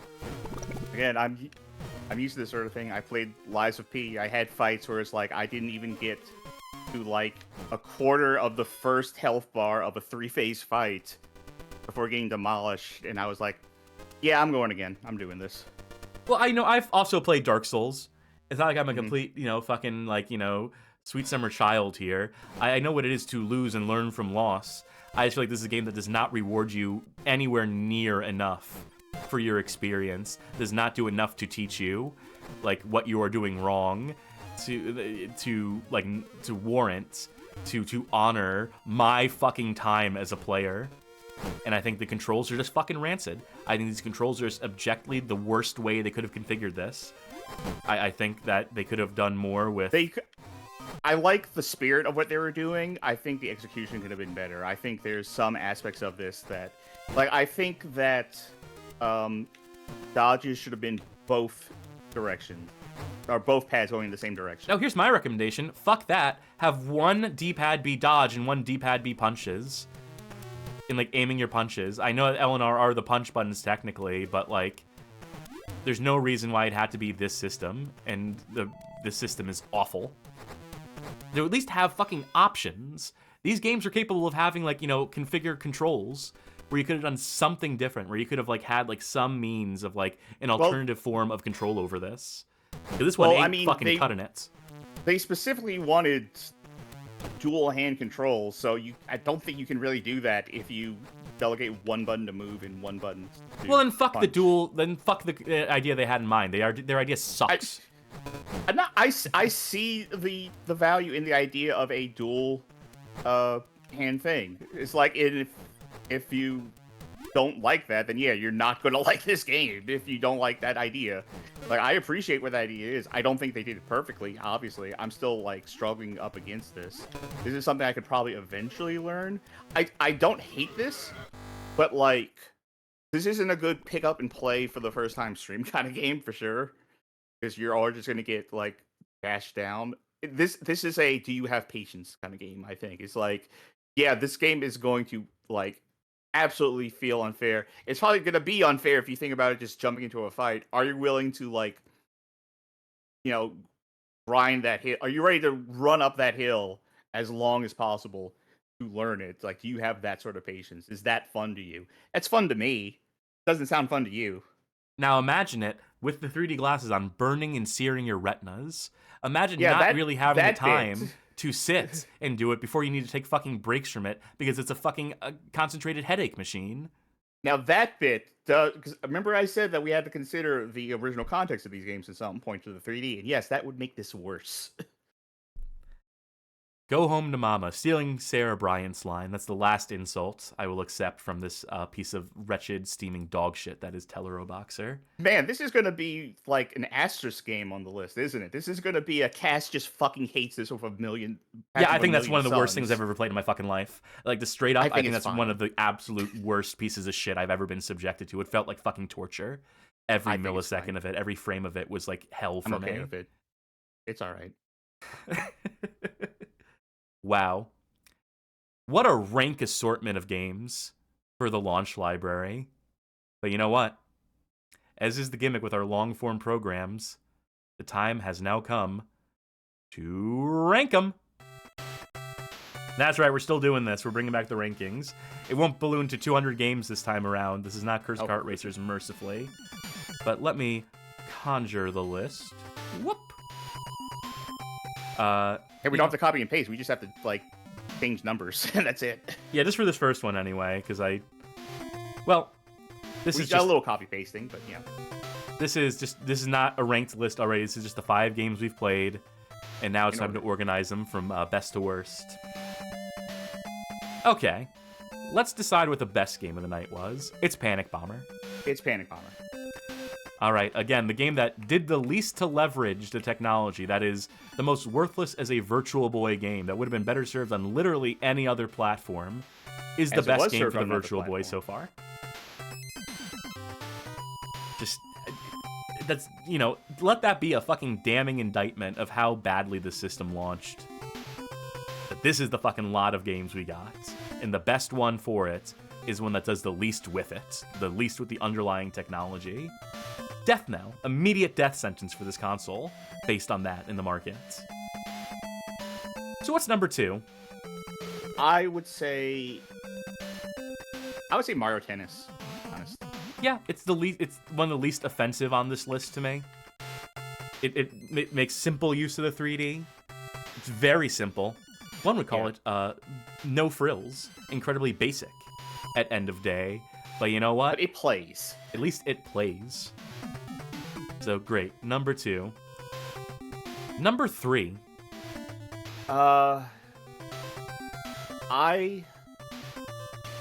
This is hard for me, actually. I'm probably going to stick with Galactic Pinball being there. Yeah, no, that's fair. That's what I would go with as well here. Even though I'm not a fan of it, I think Galactic Pinball is going to drop a lot over the course of the series. But I think for right now, where it is. Yeah, again, doesn't do much to leverage the system, besides giving the illusion of depth on the table, which I guess is something. But, for being a not very good pinball game, in my honest opinion, it is at least full of enough, gimmicks and, secret bonus things that it feels like there's some depth to it. The Super Metroid Easter egg was cute. And I will say, best soundtrack of any game on the Virtual Boy. Can't take that away from it. It's not even fucking close, in my estimation. So if you want an audio stereo experience... It does have, I feel, some major problems with controls and some of the physics, but that's not going to affect its place on today's ranking compared to these next 2 games. Yeah. Speaking of next game, what's okay, 4th? So we're going to disagree. I think Teleroboxer is better than Red Alarm. I think I hate Teleroboxer with the scorching, burning fire of 1,000 suns. I hate Red Alarm too. Don't get me wrong. This is if you said pick one, the other has to die, I'd be like, give me 2 bullets. Let me put bullets in both these motherfuckers' domes. I despise both of these for different reasons. I hate Red Alarm slightly less because it's at least slightly more ambitious. It's at least they made an attempt. They tried something and failed miserably in every conceivable aspect of failing. Teleroboxer is an iteration, not even iteration. It's it's Punch-Out. It's this system's version of Punch-Out, but they didn't want to put the Punch-Out branding on it because they didn't want to sully that IP by putting out a piece of fucking dog shit with its name on the Virtual Boy. So they went with a different IP. They started a new IP, Teleroboxer. And it is a complete abject failure in every regard in my mind. So if I ignore you, I could see an argument for Red Alarm being better than Teleroboxer. I could, see some of the value there in how it controls being slightly... It is slightly smoother. There is, the aspect of the juking that I did like. I felt like added a lot to that. But I felt like Teleroboxer was more clear and telegraphed. It runs better, for sure. It runs at a better frame rate. But it is easier to... I know that you said there was not a lot of time to react stuff, in your opinion. But it's easier to tell what's happening in Teleroboxer. Everything's very clear and not literally see-through because it's all made of wireframe. The problem I had with Red Alarm a lot was the fact that the wireframe made it so that it was kind of hard to tell what was coming forward. The draw distance was real bad in that. The enemies coming up from behind you was real rough. Teleroboxer is definitely difficult. It is difficult to get those tells right, especially on your first try. But Red Alarm just felt like a lot harder to read still, to me. I could see myself learning how to control Red Alarm. I could see myself learning how to take advantage of the gear shift system and the juking in it. There's just something about Teleroboxer that offends my mind, on my brain, and my like reactions, my hand-eye coordination, like on some core, deep, primal level, where I will never ever learn how to play Teleroboxer, and that fact is just very readily apparent to me.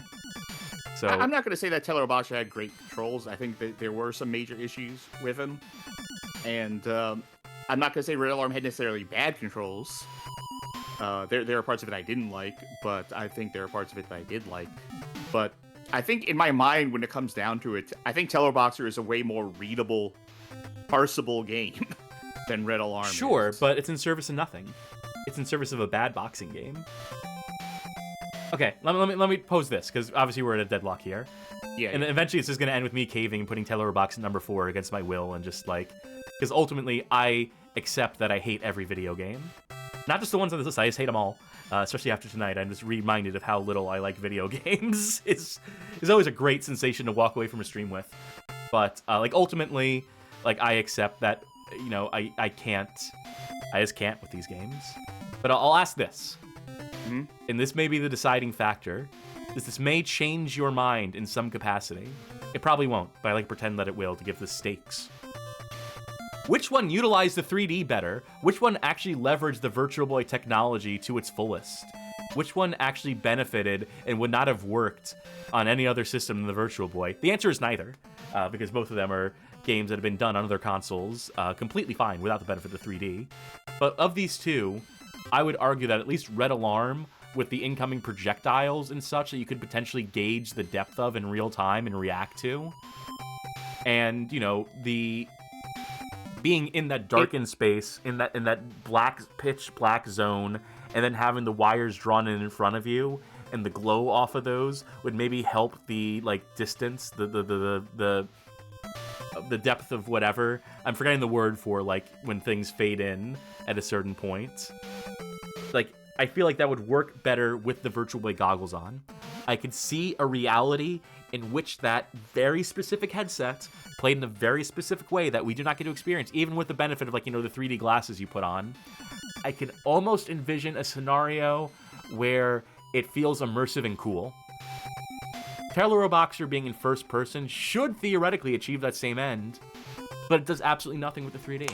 Because rather than gauging depth of the fist, you're just gauging it based on the flashing. It's based on, like, purely 2D information. Panic Bomber's our #1 game. Yeah, it is. But I'm still raising a point here. Which one is a better showcase for the Virtual Boy? Teleroboxer did look cool in 3D, to be honest. I did like how that looked. Red Alarm was marginally more readable. It's like Mario's Tennis, the difference from 2D to 3D in that was actually surprisingly significant. It felt noticeable in Red Alarm, but not as like truly significant, not like truly as necessary. I think they're just both bad uses of 3D. Like, but at least Teleroboxer looks better to me than Red Alarm does. Sure. So with protest, with noted protest from me. I feel like the problem is that we're going to fight over Teleroboxer forever unless I let you take it as the honorable #0 spot. No, Tetris. I won't. I just, you know, again, if a different scenario, different theoretical, if you put a gun to my head and told me play either Teleroboxer or Red Alarm, I'd say, give me the fucking bullet, baby. Both these games I hate. I hate them both. I hate Teleroboxer slightly more, but when we're dealing with, like, you know, apples and oranges, or like grenades and missiles or in my hand ready to detonate, you know, I hate them both. They're both gonna kill me slowly or quickly, depending on like the point is that whatever, it's a lateral fucking move ultimately, and I think this just represents that, you know, ultimately my point is still made regardless of whether Teleroboxer is 4 or 5, that both these games suck absolute ass. Yeah, honestly, like, all things considered, I still think Galactic Pinball is not a good game. So Teleroboxer is still below a game I don't think is very good. What an awful launch library. What a compromised, non-indicative, just altogether pathetic launch library for this console. Talk about leading with, like, the wrong foot. Talk about getting off on, like, the absolute worst note possible. Incredible that they did not launch, they did not just hold out and wait for either Mario Clash or fucking Virtual Boy Wario Land or develop something else entirely to really take advantage of this hardware in a way that would make players say, wow, I really could not have played this anywhere else but my Virtual Boy. The absolute failure to recognize that they needed a killer app. The same realization that Reflection came to, where they recognized, oh shit, our fucking private eye is dying, no one's interested. You know what we should have? We should probably have one app that really highlights and exemplifies this thing. We should probably have one thing that people can point to and be like, ah, great. Something that would not work on any other piece of kit, any other piece of hardware. You think Alan would have told the people at Nintendo, like, hey guys, not to tell you how to do your jobs, but you should probably have one really good game at the launch. You should probably really focus on having at least like one killer app. One thing that only works on the Virtual Boy and is actually kind of good. You think they would have forwarded that note to them? But alas, Nintendo did not get that memo. This may be one of the worst launch libraries for any console I've ever seen. I can't think of a worse selection of games to start off your console with than this. That does less to convey, like, to add value, to justify the purchase of a, at one point in time, $180 piece of hardware. Ugh. Well, those are our rankings for now. In order, they are number 1, Panic Bomber. Number 2, Mario's Tennis. Number 3, Galactic Pinball. Number 4, Teleroboxer. And number 5, Red Alarm. You can see why they didn't just mirror this launch library exactly for the upcoming NSO service. That they didn't just launch with these 5 and then try to do the rest of them in parody. Launch with less. That would have been funnier. It would have been Nintendo. It would have been very Nintendo to be like, we'll just pick our 3 best. And then pick Galactic Pinball, Teleroboxer, and Red Alarm. And just immediately set off those alarm bells. Well, with that said and done, the time has come. Folks, thank you for tuning into this, the first episode of Virtual Insanity, our Virtual Boy retrospective. An auspicious beginning. Inauspicious. Inauspicious, yeah. I've been trying to catch myself saying it wrong lately, too. I'm not good with words. That's why I open up every show with an hour and a half of uninterrupted talking. Yeah, we'll come back to this until the library is finished. We'll be doing this bi-weekly, I believe, so the next time you'll see us. Today was February 14th. It was Valentine's Day. You will see us next 28th. February 28th. Well, you won't see us next. The next episode of Virtual Insanity will come 2 weeks from now on Saturday, February 28th. But we still have shows between then and now. We'll go over them now real quick on the stream schedule. Monday, February 16th, will be Casual Mondays, as per usual per Mondays. The show where we play not-so-bad games. And boy, howdy, could I use one of those right now. Shoot the shit. Generally have fun. And so forth. Tuesday, February 17th, the final episode of our DMC Devil May Cry playthrough, which is to say we've already finished the game, the main game. It is now time to tackle Virgil's Downfall, the DLC campaign for said game, which I believe is markedly shorter. Should only take the 1 episode, as I'm to understand, Sharky. I believe so. I've seen playthroughs of this go for like an hour and a half, so probably 3 hours. Good. Okay. Very good to have a closure on that. Thursday, February 19th, we will begin a new patron-voted playthrough. The poll has been going and will be wrapping up soon over on the Discord and on Patreon. The choices are between different movie tie-in games. So the things up for polling are currently Catwoman, Fight Club, Minority Report, Everyone Runs, Reservoir Dogs, the PS2 one, not the Dog Days one, not the later one, the 2016 one, and Top Gun for the PSP Mini. I think we steered the vote. At a point in time, Minority bit. Report was in the lead, and I think people watched the end of our last episode where I strong-armed people into voting for Top Gun on PSP Mini because I thought it'd be the funniest. So It's still now close, though. It is It's still very close. close. It is technically still close, and there is still time to 24 hours if you're listening to this live. A little less if you're listening to this as it comes fresh on YouTube. So if you can vote, get in there and vote. And we'll tell you how to in just a minute, as if you don't already know. I'm not sure what our Friday plans are, if any. That's Johnny's spot, but they are probably not anything planned as far as I know, which will lead us to Saturday, February 21st, and to a episode of Bad Game Chance Time, the show where blocks determine our fate. Random chance. Usually a pretty miserable time for me, but I'm told it's a fun show to watch. So, if you want to hear more of my griping, but in a more loose format, potentially in a more fun environment than the prolonged suffering that is our long-form programs, then that is a show you can watch. And then, yeah, as mentioned, 2 weeks from now, February 28th, episode 2 of this thing that we will be doing until we've played all of the Virtual Boy games. So, hey, like what you saw here tonight? Consider joining our Discord. It's discord.gg/bghof until we lose that link because everyone's unsubscribing from Nitro right now, so we'll see how long we can hold on to that URL for. But yeah, we talk bad games and good games on there. Everything in between. Games, things that aren't games, even. And there's also, on the subject of games, a bad game club where you can join the community in commiserating over the bad game of the month. This month it is Duke Nukem Land of the Babes on PlayStation 1. And people have certainly have opinions on it.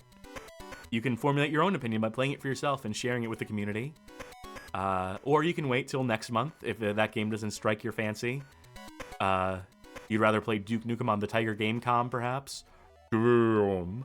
Then you can just wait for next month, and we'll have a new game selected and slotted for that bad game club. If you really like what you saw here tonight, you might consider financially supporting us, pledging on Patreon, subscribing on Twitch, or becoming a member on YouTube. Any or all of the above will grant you access on that Discord server to a Patreon Saints channel, wherein you can vote in those polls to determine our playthroughs. You can make suggestions to help steer the direction of the show, gain access to exclusive content by way of VODs and other things we're working on, and just be personally recognized by us and know that we know that you are helping keep the lights on here at the Bad Game Hall of Fame, and we thank you for it. If you're unable to financially support us at this time, we completely understand. If you're looking for a free way to help us out, you might consider going over to our YouTube channel, finding the suggested viewing playlist, and sharing the show with folk you know, sharing some of our selected episodes that we think make for some of the best onboarding onto this program with ours, with folk that you might think are inclined to sit through 3+ hour video game stream VODs or whatever else have you. Or maybe, someone who's a big fan, a diehard for Teleroboxer and Red Alarm, and you'd like to end that friendship by being like, I agree with this asshole in the cowboy hats. That's a good way to demolish a friendship, potentially. So if that's something in your wheelhouse, that's something you're looking forward to doing, but just haven't had the opportunity, now's your chance. We leave it to your discretion, dear viewer. All right, who's streaming? See about a raid. Yeah, there's a couple choices here. A couple folk goofing around, playing games. I'm going to go with Dream Harrier Live, who is playing Babushka's Glitch Dungeon at current juncture. Tune in, see what that's about. It looks like a microcomputer game. It's probably not. It's probably like a modern indie game attempting to ape that aesthetic, if I had to hazard a guess from looking at it. So, yes, it is. You'll find out for yourself if you decide to follow in, and tune into them. And we hope you mentioned the Bad Game Hall of Fame sent you, and so on and so forth. But that will do it for us here in the third dimension, in the red zone, here at the Bad Game Hall of Fame. I have been cauterizing my eyes, Cassidy. I've been Mario's turkey. Very good. Thank you for tuning into this inaugural episode. Thank you for bearing witness to the Virtual Boy. Next episode, we will have those red and blue 3D glasses sorted out for Charky. Yes. Which should be, I don't know if that's visually more pleasant, if that's going to be better for folk who are not bothering at home to bring their own 3D glasses along. We'll see. You'll have to let me know. I can't see the shit either way. I'm stereo blind, baby. That's my excuse, and I'm sticking to it. But until next time, bye-bye. Good night, everybody.